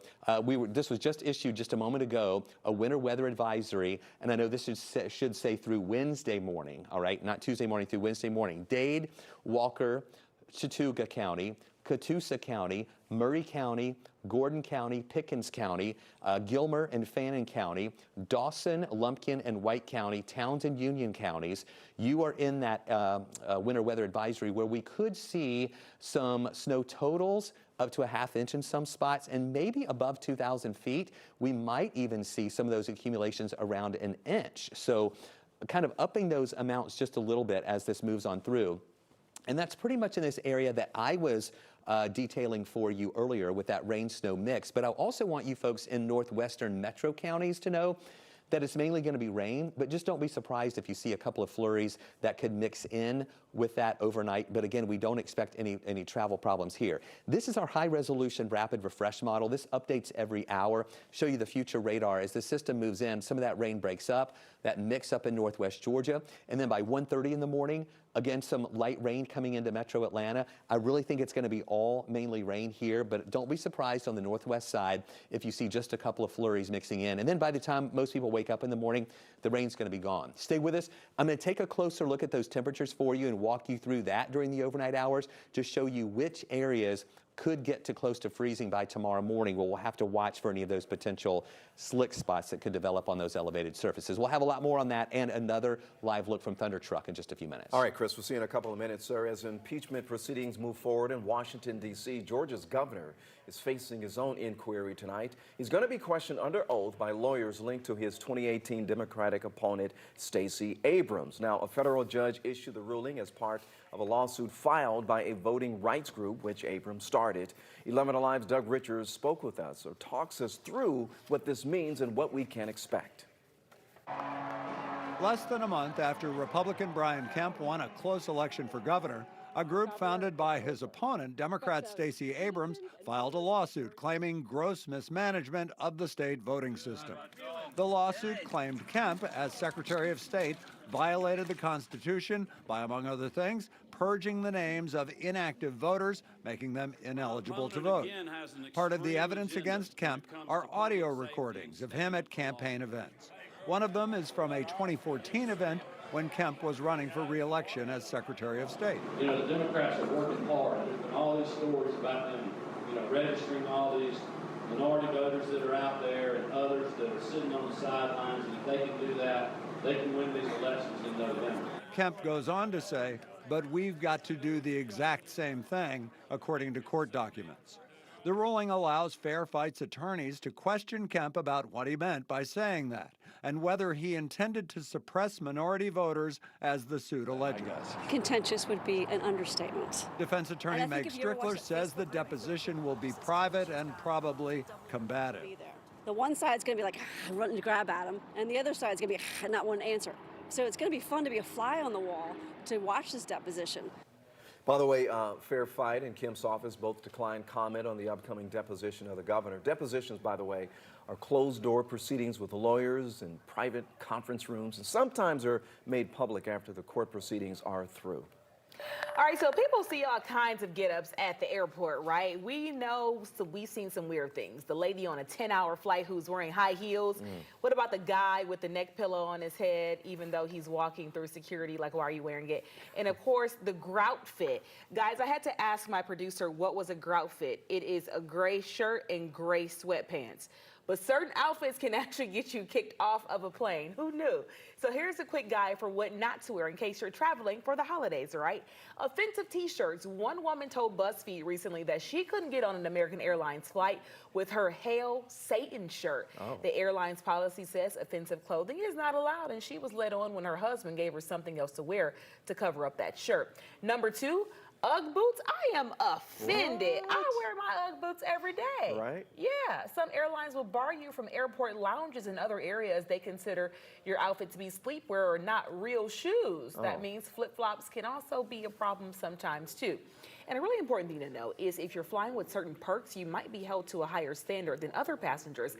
Like if you have a buddy pass or first class or something like that, many airlines suggest you wear business casual if you are flying with perks. Wow. If you can't find the time to look up all these different policies, we've made it easy for you. There is direct links to a bunch of airline dress code policies with this story at 11alive.com. Okay, well, it's impossible to avoid the headlines about the growing number of deaths linked to vaping. Now we're hearing from a Georgia mom whose son started out with what seemed like a minor respiratory problem and ended up in the hospital for weeks.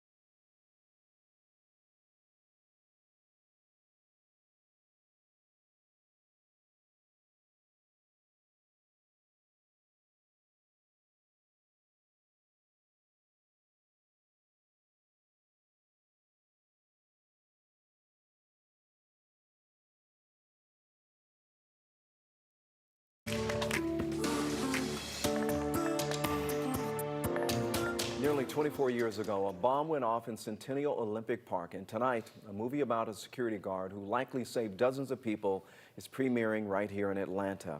The film stars Sam Rockwell, Kathy Bates, John Hamm, Paul Walter Hauser, just to name a few, and they're in town tonight for the red carpet premiere at the Rialto Center of the Arts.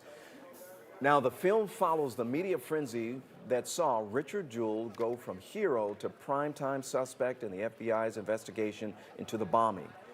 The A-Scene's Francesca Amaker talked as director Clint Eastwood about filming here in Atlanta.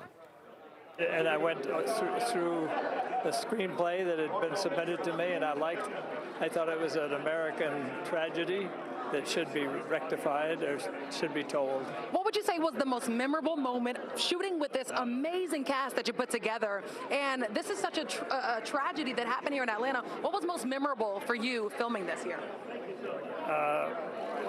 Well, the whole thing was memorable. I can't think of anything one.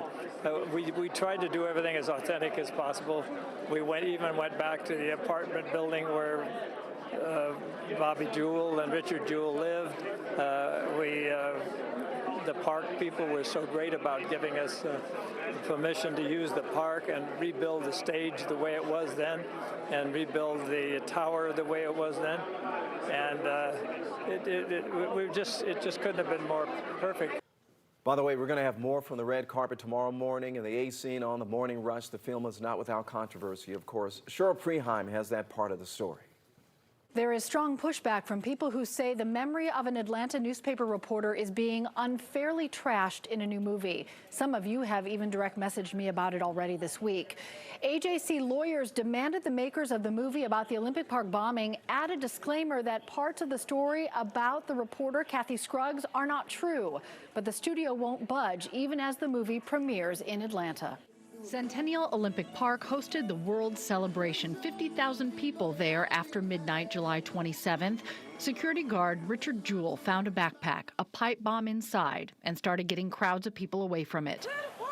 Still, 2 people died. More than 100 others were injured.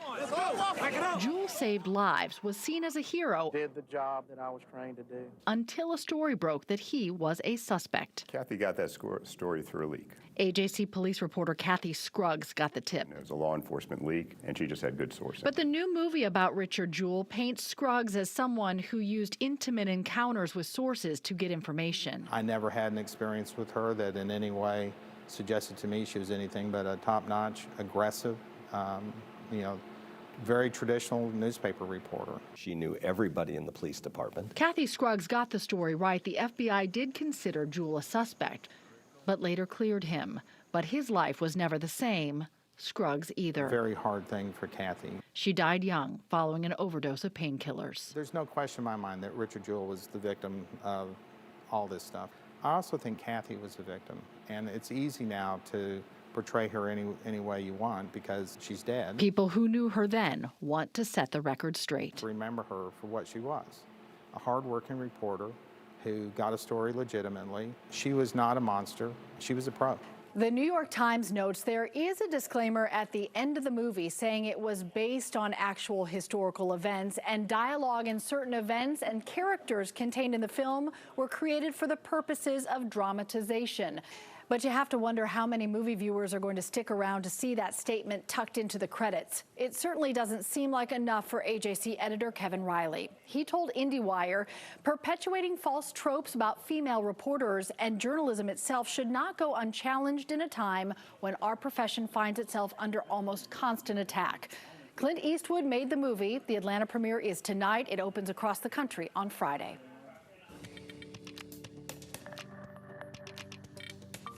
We are busy tracking these showers on radar, mainly rain, but in northwest Georgia, that's changing over to a few snow flurries in parts of Dade County, Walker County, Catoosa County as well, Chattooga County, Murray County, Whitfield County, and now beginning to even move into parts of Fannin County here on the western side, a little bit of that snow that's mixing in. It's mainly light. Temperatures at the surface are still above freezing, so this is all melting as it hits the ground, but I'll kind of widen out a little bit more, and you can see how this stretches back into parts of Alabama. It's been pretty impressive in Huntsville.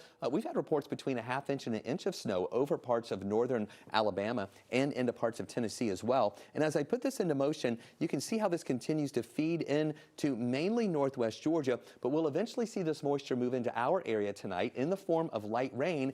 But just don't be surprised, especially north and west of Atlanta, you might see a couple of flurries mixing in. This is not a panic situation. This isn't one of those situations where you need to go out and buy bread and milk. Just know there'll be a little bit of snow mixing in. Far north Georgia, we'll be watching very closely as those temperatures fall tonight, and that's where we have that winter weather advisory in effect. Take a live look out there right now from our Storm Tracker Thunder Truck. We sent Thunder Truck up into northwest Georgia. Look at that. You can see some of that light accumulation now on some of the cars. This is in Walker County, where you see where those cars are parked there, and some of that snow has been coming down. So yeah, a little bit of light accumulation on those cold metal surfaces, but again, most of that is melting as it hits the ground. But that just kind of goes to show you, I guess that's a car lot there. Yeah, I see some of the price tags on the windows. Excuse me, you can see here some of that light snow there on the windshields that is trying to kind of pile up just a little bit on those cars. So mainly elevated surfaces is where we'll see some of those accumulations, but on the ground, most of that is drying or actually melting as it hits the surface. However, overnight, as temperatures continue to fall, it is possible, if it doesn't dry out in time, that some elevated surfaces might have some slick spots developing on there as well. So anybody interested in a minivan for close to $4,000? There you go, with a little bit of snow on it too. Here's a look at our Thunder Truck. This is from our windshield camera, and you can see the hood of our truck that doesn't really have much in the form of snow on it because the hood is warm from it being driving around. But you can see there on the roads, it's mainly wet, nothing accumulating on the road up into parts of Walker County, and still just a few of those flurries that are coming down. Here's a look at the winter weather advisory. We mentioned this a little bit earlier. It's mainly for those northern tier of counties in far north Georgia. You know, it includes Dade, Walker County, down into Chattooga County, and then if you head over into Gordon, Pickens, Dawson, Lumpkin, and White County, those counties to the north, that's where we have this transition that's taking place from rain to flurries. Above 1,500 feet at those elevations, you could see some accumulations up to about 1/2 of an inch. And then above 2,000 feet, you could have some accumulations up to 1 inch. Again, mainly in those higher elevations. Something else we're watching, though, as this moisture moves in the northwest counties of metro Atlanta, might see a couple of flurries mix in, but nothing really, sticking to the ground or no problems there. All these temperatures are above freezing at the surface at this hour. We're 42 in Atlanta. It's 39 in Marietta. And up in Dalton, in Wilkesville County, where we've seen some of that snow, it is 36. We do think these temperatures, though, overnight will drop in north and west Georgia close to the freezing mark. It might be 32 in Rome, 31 in Dalton, 31 in Blairsville. So it's going to be in some of these spots overnight or early in the morning where we will watch some of those areas that might see some moisture left behind, that could see some slick spots developing on elevated surfaces. We don't expect that here in Atlanta, as our temperatures will be above freezing early in the morning and then warming back to the 40s and 50s later in the afternoon. I think we'll top off at 54 tomorrow. Decreasing clouds, we'll go with a 9 on the wasometer here for tomorrow. Here's the timeline. We have that area of northwest Georgia where we've seen that transition, that changeover that has taken place. A lot of that rain moves over to the east, and then this next batch is going to be coming in as well, mainly light stuff. I know this doesn't look that impressive here, but just maybe a little bit of that light snow flurry activity mixing in at times with no accumulations. There's that freezing line, so we'll watch any moisture that does come in that needs to dry up pretty quickly overnight before we see those temperatures drop near freezing over parts of North Georgia. And then tomorrow, clouds will decrease. We'll have some sunshine in here, and temperatures will be on the cool side, about 54 for a high, down to 37 Thursday morning with a high of 50. And then Friday looks like a cold rain. High temperatures only in the upper 40s. Saturday, 30% chance for a shower early, warming back to 59. Sunday looks dry. Monday, increasing clouds. Rain may hold off until late Monday and into Tuesday with high temperatures in the lower 60s. 48 people have now died from a serious lung injury related to vaping. 3 of those lived here in Georgia. The Reveal investigator Rebecca Lindstrom talks with one mother who sat night after night by her son's hospital bed, fearing he might be one more. It was a 4th of July weekend, a family day on the lake. My son said, "Mom, I'm having a hard time breathing. I'm short of breath, and I feel like I'm having a heart attack." I'm like, "Oh, you're 17 years old." Amy, a nurse at Northside, wrote it off as a minor respiratory infection. But the next day, she stood in her own emergency room watching as he struggled to breathe. The doctor comes in and says his lung has collapsed. The next 4 days were a blur of tubes and chest x-rays, but his lung would not expand. So the cardiothoracic surgeon came in and says to my son, "Have you been vaping?" And was that the first time anyone had asked this question? Yes. Amy says her son had been vaping for about 1.5 years, the last 6 months heavily. He had to have his lungs stapled to his chest wall to prevent them from collapsing again. He'll have those staples for the rest of his life. We dive deeper into the injuries and the impact on our son tonight on Up Late. And this weekend, The Reveal is dedicating its entire show to the issue of teen vaping. Be sure to watch Sunday at 6 p.m. We'll be right back.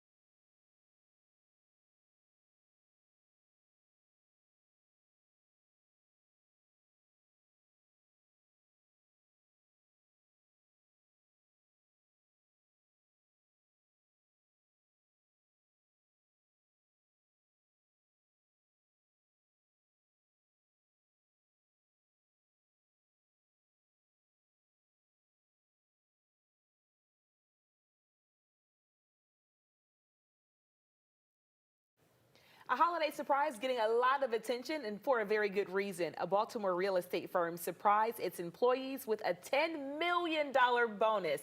St. John Properties announced the news at its annual holiday party.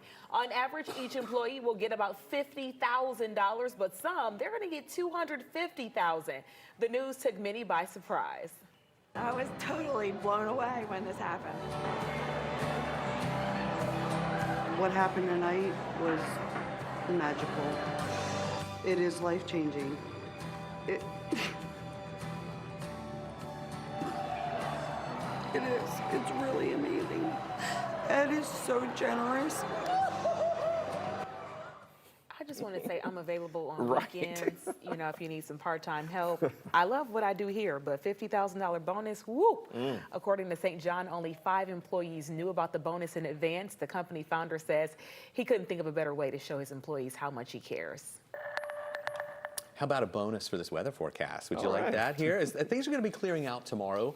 We're still watching that snow up in northwest Georgia. We're going to have much more live reports coming up from northwest Georgia in our 10 o'clock hour. But dry weather Wednesday and Thursday. Cold rain returns Friday, then drying out late Saturday into Sunday. Okay, like the bonus weather, but I would like to have it cash. Ron and I will see you on Up Late at 11. Primetime rolls on next at 10.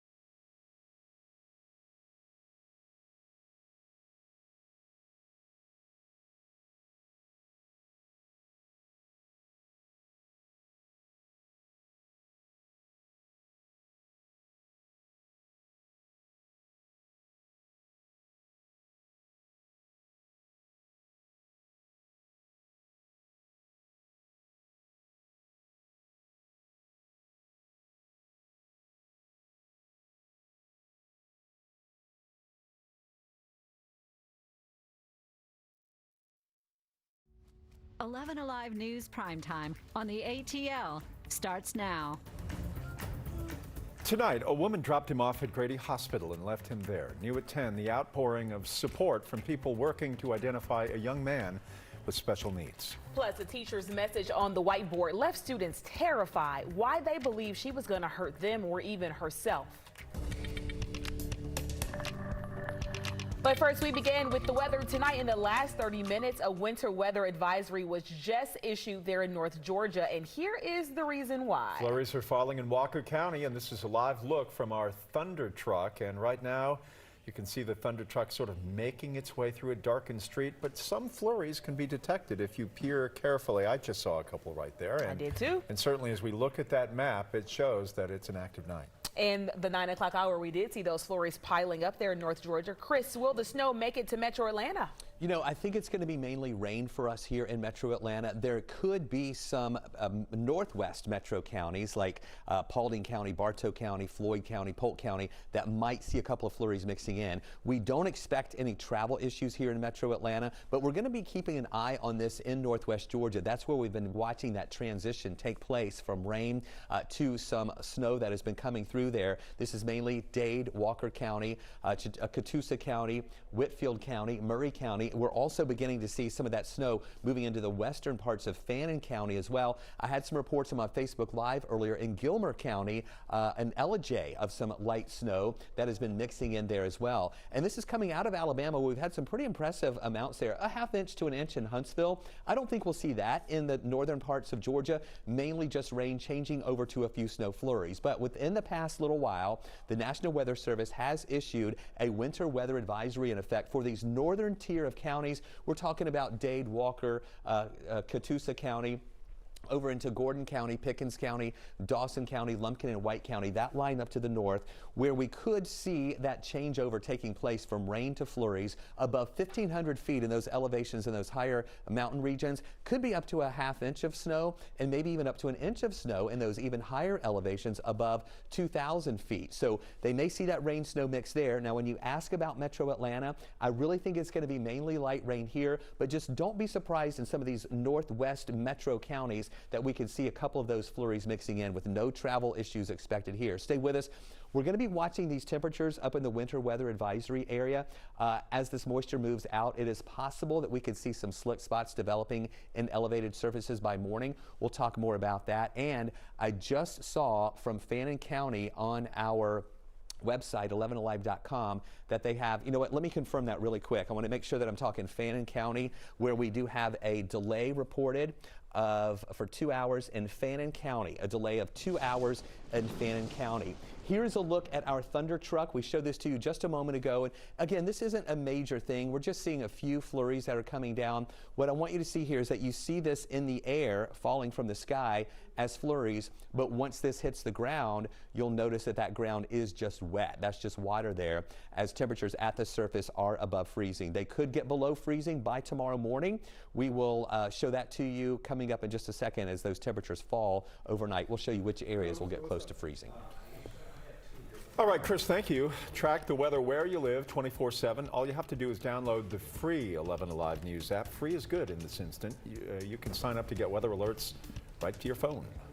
From all across the country tonight, an outpouring of support. People wanting to help this abandoned young man, possibly a teen, who has special needs. He was with a woman who dropped him off at Grady Hospital in Atlanta days ago and just left him there. John Sherrick is on the story for us tonight.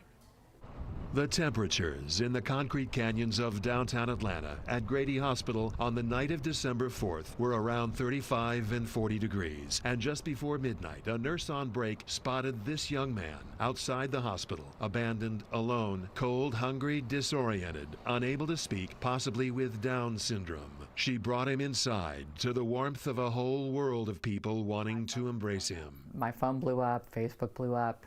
Everybody wants to know how they can help. Cheryl Arno of the Down Syndrome Association of Atlanta says everyone in her world is wanting to embrace both the young man and the woman who took him to Grady that cold night last week and rode away without him. There was no judgment. Everybody understands where that can happen and how that can happen. So I would imagine she was at her breaking point. You come to a breaking point and there feels like there's no hope and there's no next steps. Stacy Ramirez of the Arc, Georgia, with Arno, trying to help families of those with intellectual developmental disabilities find the services they need. So many resources available, many free, but they say the reality is in Georgia, thousands are on waiting lists for help. We are certain that that's not even a fraction of the real need, that people don't even apply for the services and supports because of the waiting list. So the need is great. And Atlanta police saying if someone can help identify the woman and the young man, they will do all they can to get them both into the embrace of so many wanting to support them now. That is such a moving story, my goodness. Now to plans to curb toxic gas in metro Atlanta communities. State Representative Eric Allen plans to introduce legislation during the upcoming General Assembly session to address the use and monitoring of ethylene oxide in Georgia. 2 plants in metro Atlanta, one in Covington, another in Smyrna, use the cancer-causing compound ethylene oxide to sterilize medical devices. Allen is pushing legislation to address permitting, testing, monitoring of ethylene oxide use in Georgia. His plan will require testing and 24-hour monitoring of toxic gases at the facilities. This is really the most important to me because right now all of the reporting that we get is self-reporting or process reporting. Allen also proposes legislation that would limit how close these plants can be to homes, schools, and daycare centers.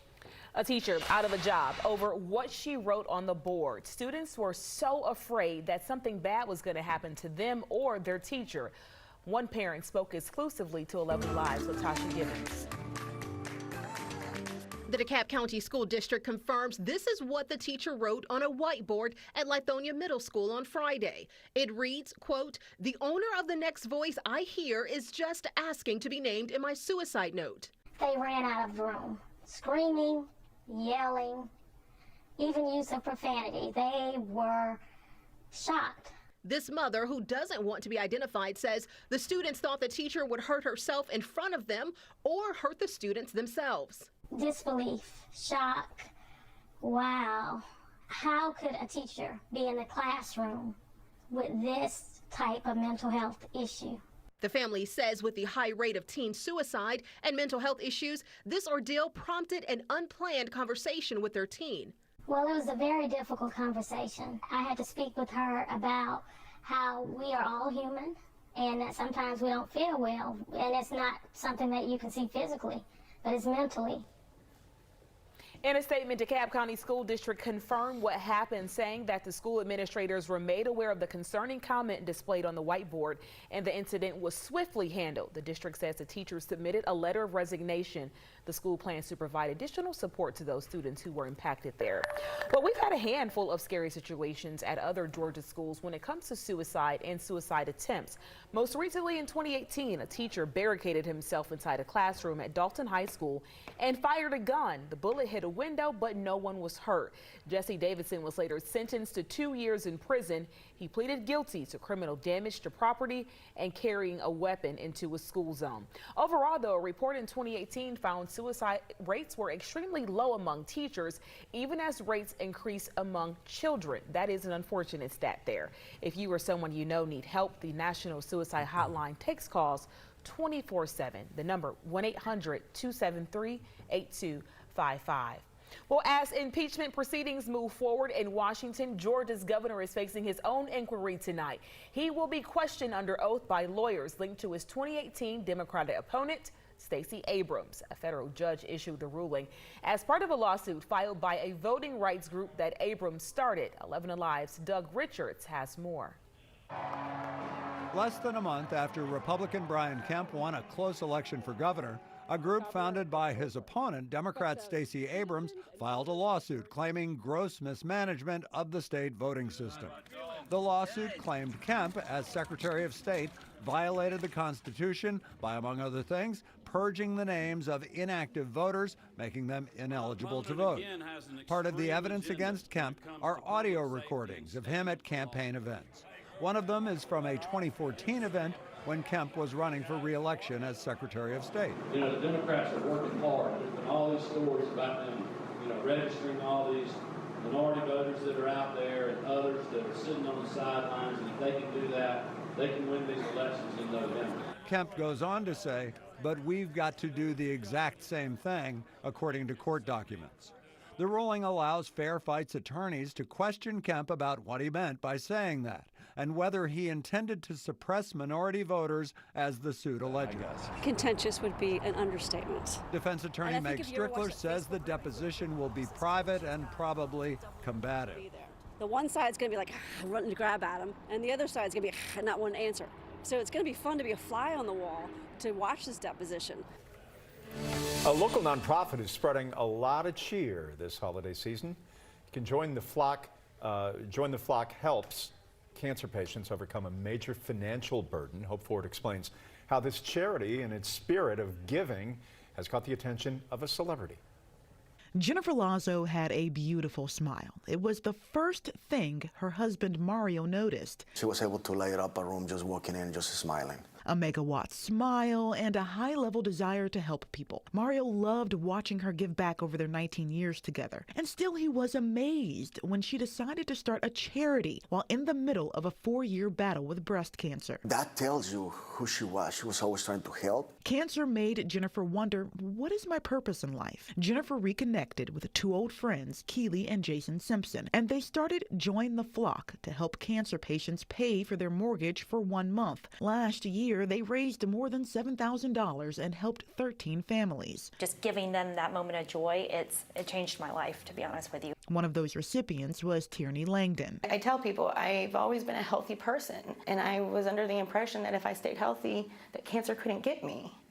And that's not true at all. Tierney received the donation right after her husband lost his job. We might have not had a roof over our head. I didn't know how much that gift was going to mean to me until now, sitting in this chair. Tierney is in remission, grateful to have come this far in her battle. Jennifer, however, didn't. She died earlier this year. Before she passed, Jennifer sent a letter to the Ellen DeGeneres Show, hoping the charity was recognized. After her death, Keely sent another letter, and this time, the show responded. Anytime someone as special as Ellen recognizes your charity, I think it legitimizes it in such a way. Mario thinks the show appearance is just another smile from the love of his life. Besides the fact that she loves the Ellen Show, Jennifer moving her pieces from heaven. And so Keely will appear on Ellen's Greatest Night of Giveaways tomorrow. We are so looking forward to that, and there is going to be a big surprise. All right, do we know what happens? Maybe. But we can't say, so you just have to watch. You've been sworn to secrecy, right? Sworn to secrecy. Now, if anyone wants to nominate a family to receive that gift from Join the Flock, they can definitely find those details on our website, 11alive.com. And remember that Ellen's Greatest Night of Giveaways airs tomorrow night at 8 on 11 Alive. All right, love that. Up next, a holiday to remember, the surprise announcement that will make the lives of these employees just a little bit easier.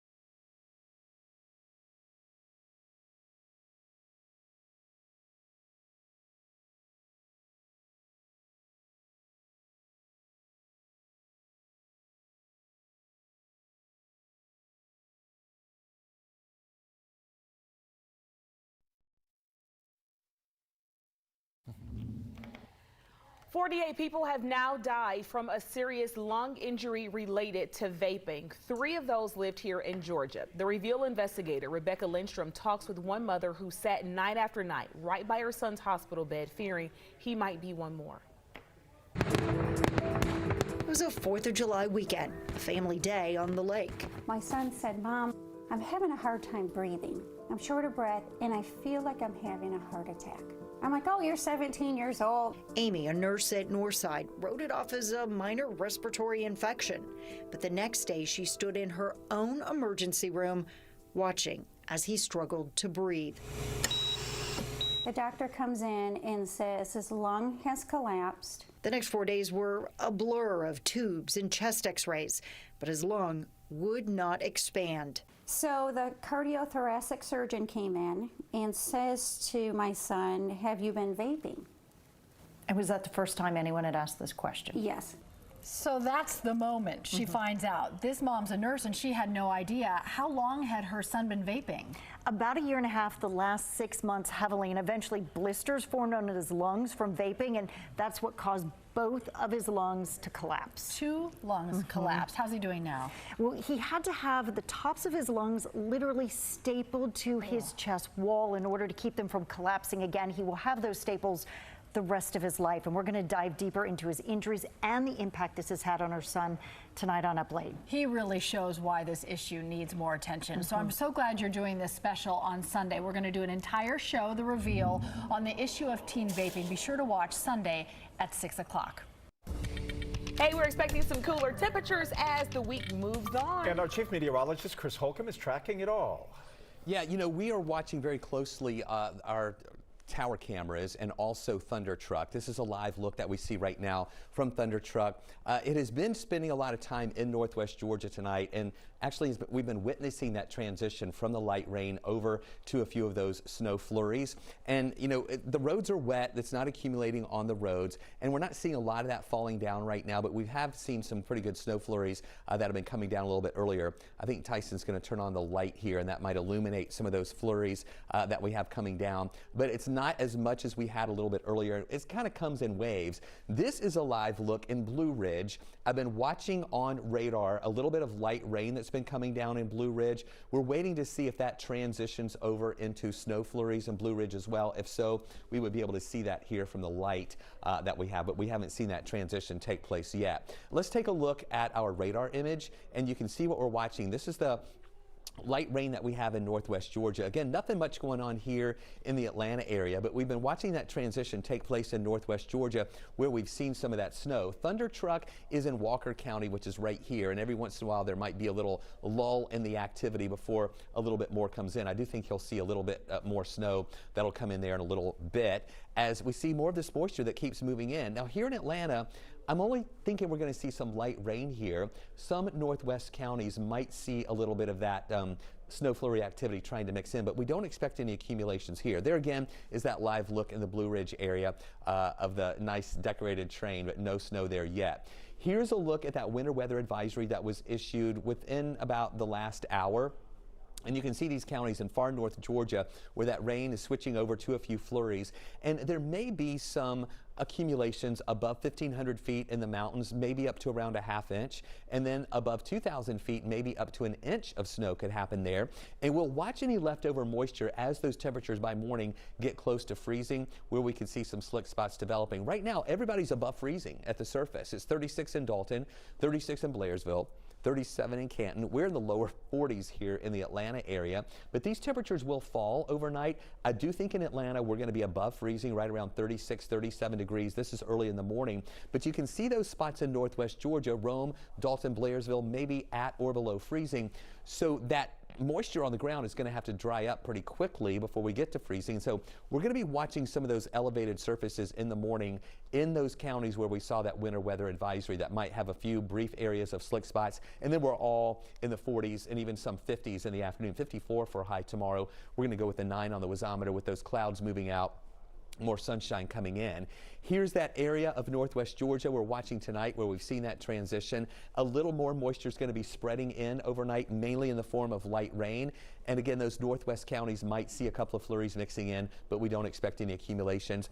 Drying out in the morning as those temperatures get into the mid-30s here, and then by lunchtime, partly cloudy skies, and then decreasing clouds later in the day, with temperatures tomorrow right at about 54 degrees. And then as we go through the day on Thursday, it's going to be a chilly start at 37, getting up to about 50 in the afternoon. So it'll be a cool but dry day Thursday.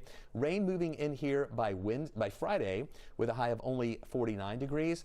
And then 59 Saturday with the rain moving out. Lower 60s Sunday and Monday. Clouds increase Monday. I think the rain chances will hold off until late. And then a few showers possible Tuesday with that high of 61. A holiday surprise getting a lot of attention around the country. A Baltimore real estate firm surprised its employees with a $10 million bonus. St. John Properties announced the news at its annual holiday party. On average, each employee will receive about $50,000. Some will receive $250,000. The news took many of them by, imagine this, surprise. I was totally blown away when this happened. What happened tonight was magical. It is life-changing. It is. It's really amazing. Ed is so generous. The noise you hear in the background is people preparing their resumes to send to St. John. Only 5 employees knew about the bonus in advance. The company founder says he couldn't think of a better way to show his employees just how much he cares. I'm Francesca Emmerker with the A-Scene. Atlanta singing duo Hello Sunday showed up and they showed out during last night's performance on The Voice. I am taking you inside the watch party coming up next in the A-Scene.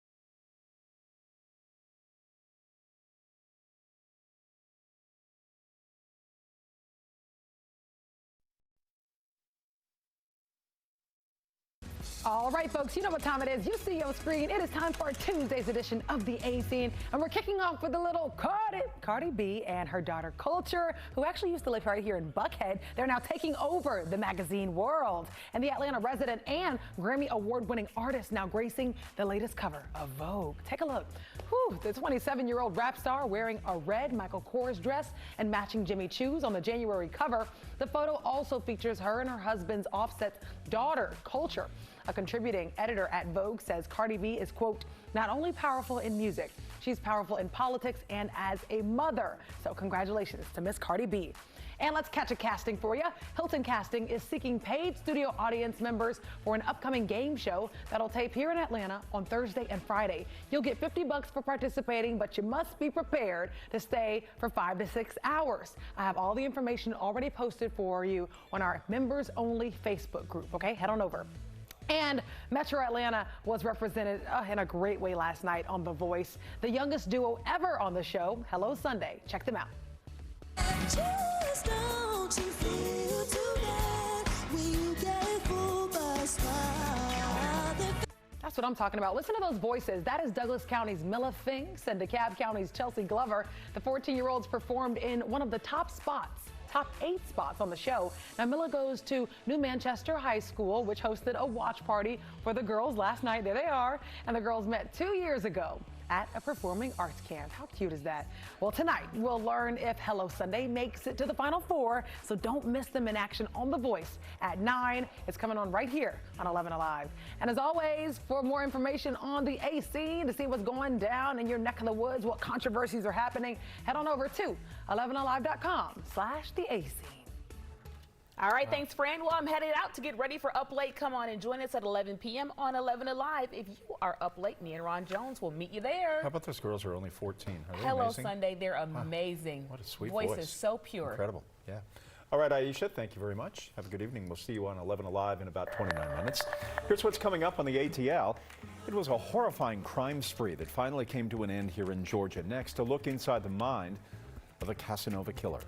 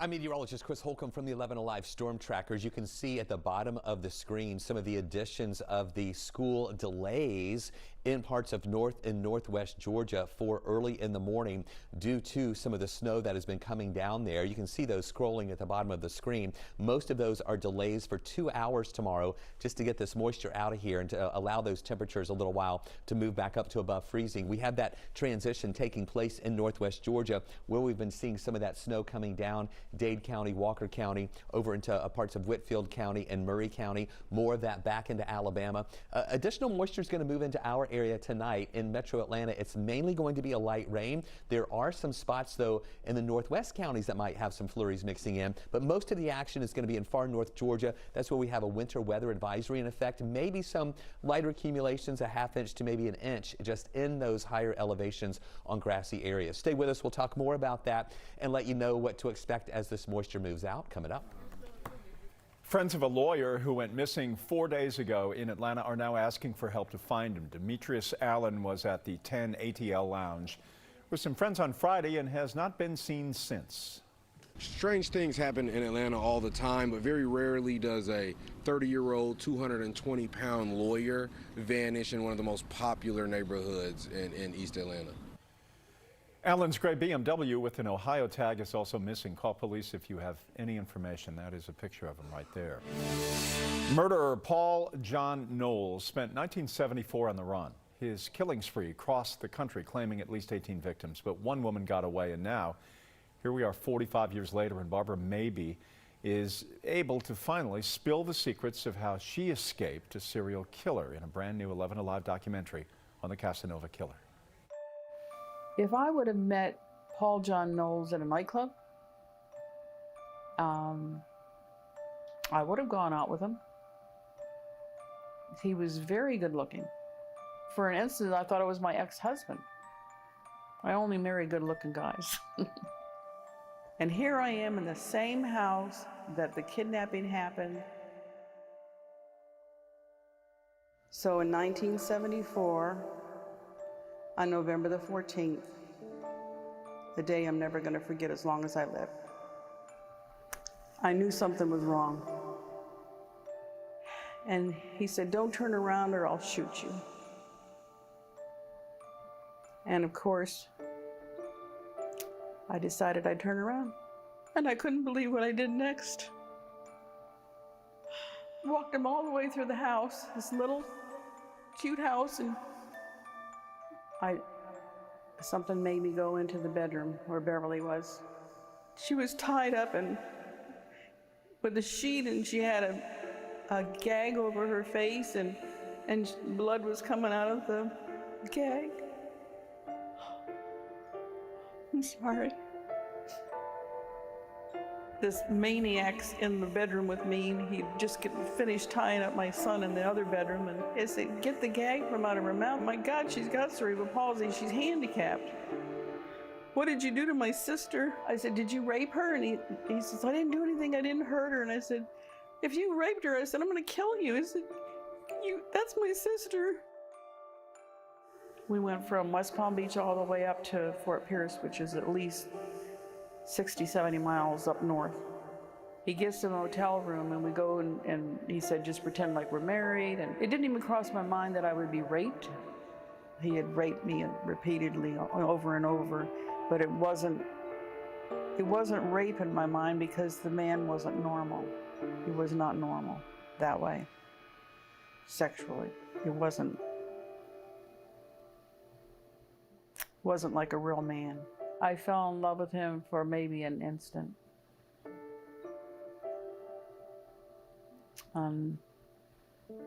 I did whatever I had to do. You'll find a link to the entire Casanova Killer documentary, plus more from our investigation right now on the front page of the 11alive.com. A get-together at a Gwinnett County home now being investigated as a scene of a murder. Police say they found the body of Christopher Morand today outside the home on Taylor Road in unincorporated Sewanee. Witnesses say there was a party at the home last night. A fight broke out, shots were fired, and also we have been told by the mother in this that she did not know where her son was for hours. It was all on Instagram. We didn't even know about it until somebody called my daughter, who's in Washington, D.C., and then she called She called us. I hope they catch whoever he did it. I hope they catch him and make him pay for what he did to my son. Police are still searching for the gunman, and they are asking for more witnesses to come forward. Starting off Speed Feed with a fight brewing between the Atlanta Journal-Constitution and Warner Brothers. The AJC unhappy about the portrayal of one of its former journalists, the late Kathy Scruggs, in the new movie. Scruggs was the first to report the FBI was investigating Richard Jewell for the 1996 Olympic bombing. He was later fully vindicated. The paper claims the new Clint Eastwood film paints Scruggs as a sex trading object, end quote. The AJC reports it and Cox Enterprises have sent a letter to Eastwood, the screenwriter, and Warner Brothers demanding a disclaimer that some events and characters in the film are imagined for dramatic purposes. We'll have more on the Scruggs history coming up soon. Polk County Police are searching for the man who robbed a gas station at gunpoint. Police say this man robbed Cowboys gas station in Cedartown earlier today. According to the incident report, police say he also sexually assaulted a female employee. If you recognize him, of course, you're asked to call police. Man's behind bars after allegedly attacking someone with a hammer and a saw. Police arrested Olawati Mufase. They say that he attacked another man who came to the suspect's house to complain about a damaged windshield. The victim was hit multiple times with a hammer and cut by the saw. He required stitches. A police officer has been killed during a shootout in Jersey City, Jersey. NBC News reporting that 3 bystanders and 2 suspects also are dead, another officer injured. The network quoting law enforcement sources saying the officer was investigating a murder and went to approach the 2 suspects when one of them began firing. The suspects took off and hid inside a grocery store. They and bystanders were killed inside that store during a gun battle. We will keep bringing you updates on 11alive.com and the 11 Alive app as we get more information.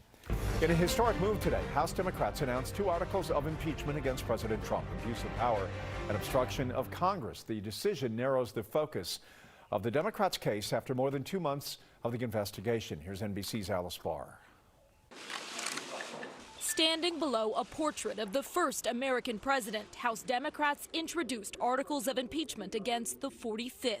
Charging the President of the United States, Donald J. Trump, with committing high crimes and misdemeanors.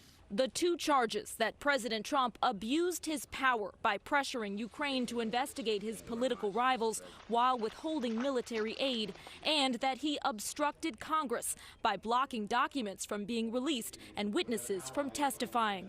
If allowed to stand, it would decimate Congress's ability to conduct oversight of this president or any other in the future. House Republicans accusing Democrats of acting for political reasons. They're impeaching him because they're afraid he will get reelected. That's not why you have the power of impeachment. That's the abuse of power. President Trump calling impeachment sheer political madness and repeating that Ukraine's president said there was no pressure. At the same time, President Trump is meeting at the White House today with the foreign minister from Ukraine's biggest rival, Russia. And on a day of division, a bipartisan move, House Democrats announcing they'll support a new trade deal with Canada and Mexico, handing a potent political win to the Trump administration. And there are some people who said, why make it look like he has a victory? Well, we're declaring victory for the American worker. Trying to shake the president's label of do-nothing Democrats, even as they move closer to impeachment. Watching radar tonight as we have some areas of light rain moving in on the back side of this system as the cold air catches up with the moisture. We're seeing that change over to a little bit of snow in parts of northwest Georgia and back into Alabama. I'll let you know what to expect as this system moves into metro Atlanta overnight. More on that coming up. Coming up next, a visit with Justin Fields' high school coach. We'll talk Heisman finalists and Harrison's trip to the state title game.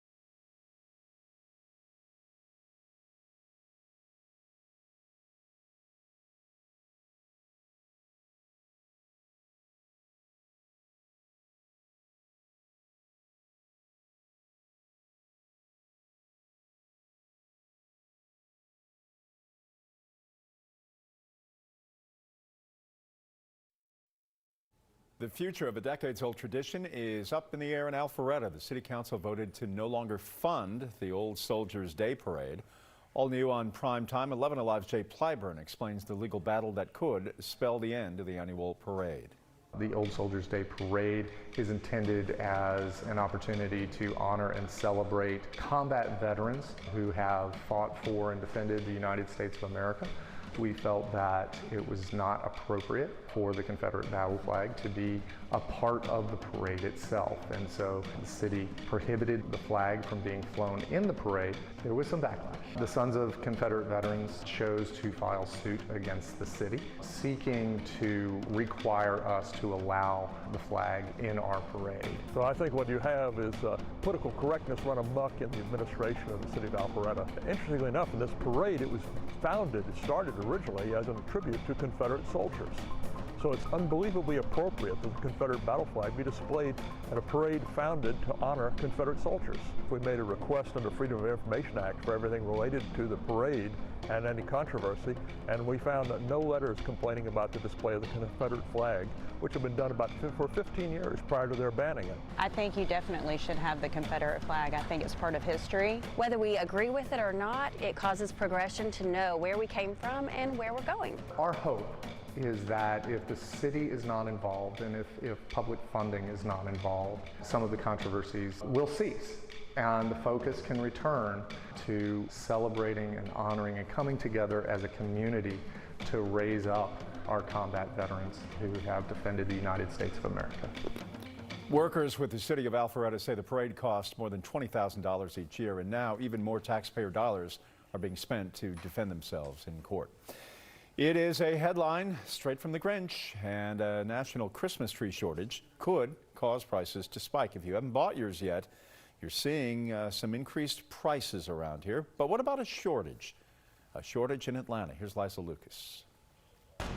These trees are ready for trimming as the countdown to Christmas grows closer. But is a national Christmas tree shortage affecting supply in Metro Atlanta? The Georgia Christmas Tree Association represents tree growers, and the group says the shortage primarily affects Fraser firs, mainly from North Carolina and Oregon, while the approximately 90 members of the association mainly grow cypress varieties. The group says those growers have no shortage and are reporting record-breaking sales. But the full answer is not so clear-cut. Pike Nurseries sells trees sourced from across the country. For us and for the folks who get Christmas trees out of North Carolina, Tennessee, Virginia, and even from the West Coast, those larger trees are still impacted from 7, 8, 9 years ago when there were too many trees that were out there and available.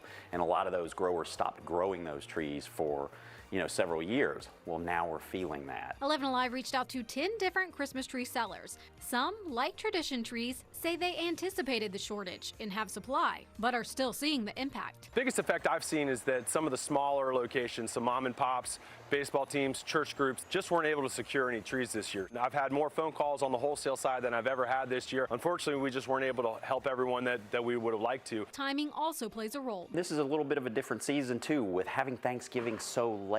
Well, everybody comes all at once right there at the end of November, and suddenly more trees go faster. So is the national tree shortage affecting Metro Atlanta? We verified some sellers are indeed feeling the pinch, but sources say trees are available. You just don't want to wait. If you see one you like, grab it. I wouldn't shop around too much because honestly, they're flying off the shelves. You can check out all the responses from local tree sellers on 11alive.com, and if you have a Verify idea, send it our way via Facebook, Twitter, or via email at verify@11alive.com.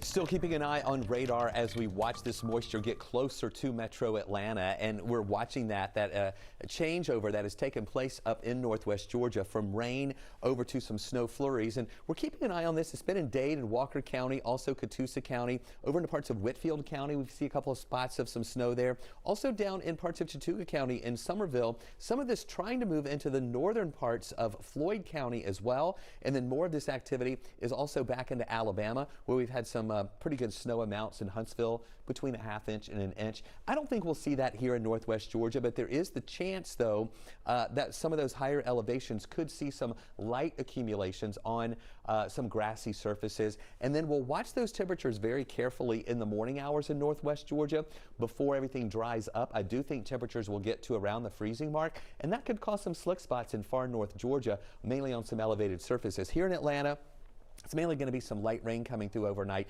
It's not out of the question that some of our northwest metro counties could have a few snow flurries, but we don't expect any accumulations with that here in the metro Atlanta area or any problems expected.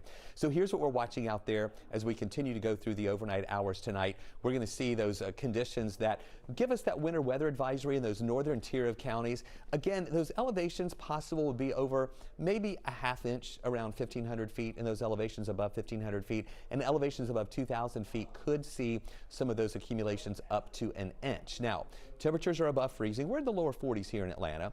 We're above freezing in Dalton at 36, 36 in Blairsville. I just checked the road temperatures in these areas as well, and those road temperatures are above freezing too. But we're going to watch these temperatures fall during the overnight hours. Here in town, we're going to be in the 40s and upper 30s, so we're well above freezing. It's just going to be a chilly start as that rain ends overnight, and then we dry out during the day tomorrow.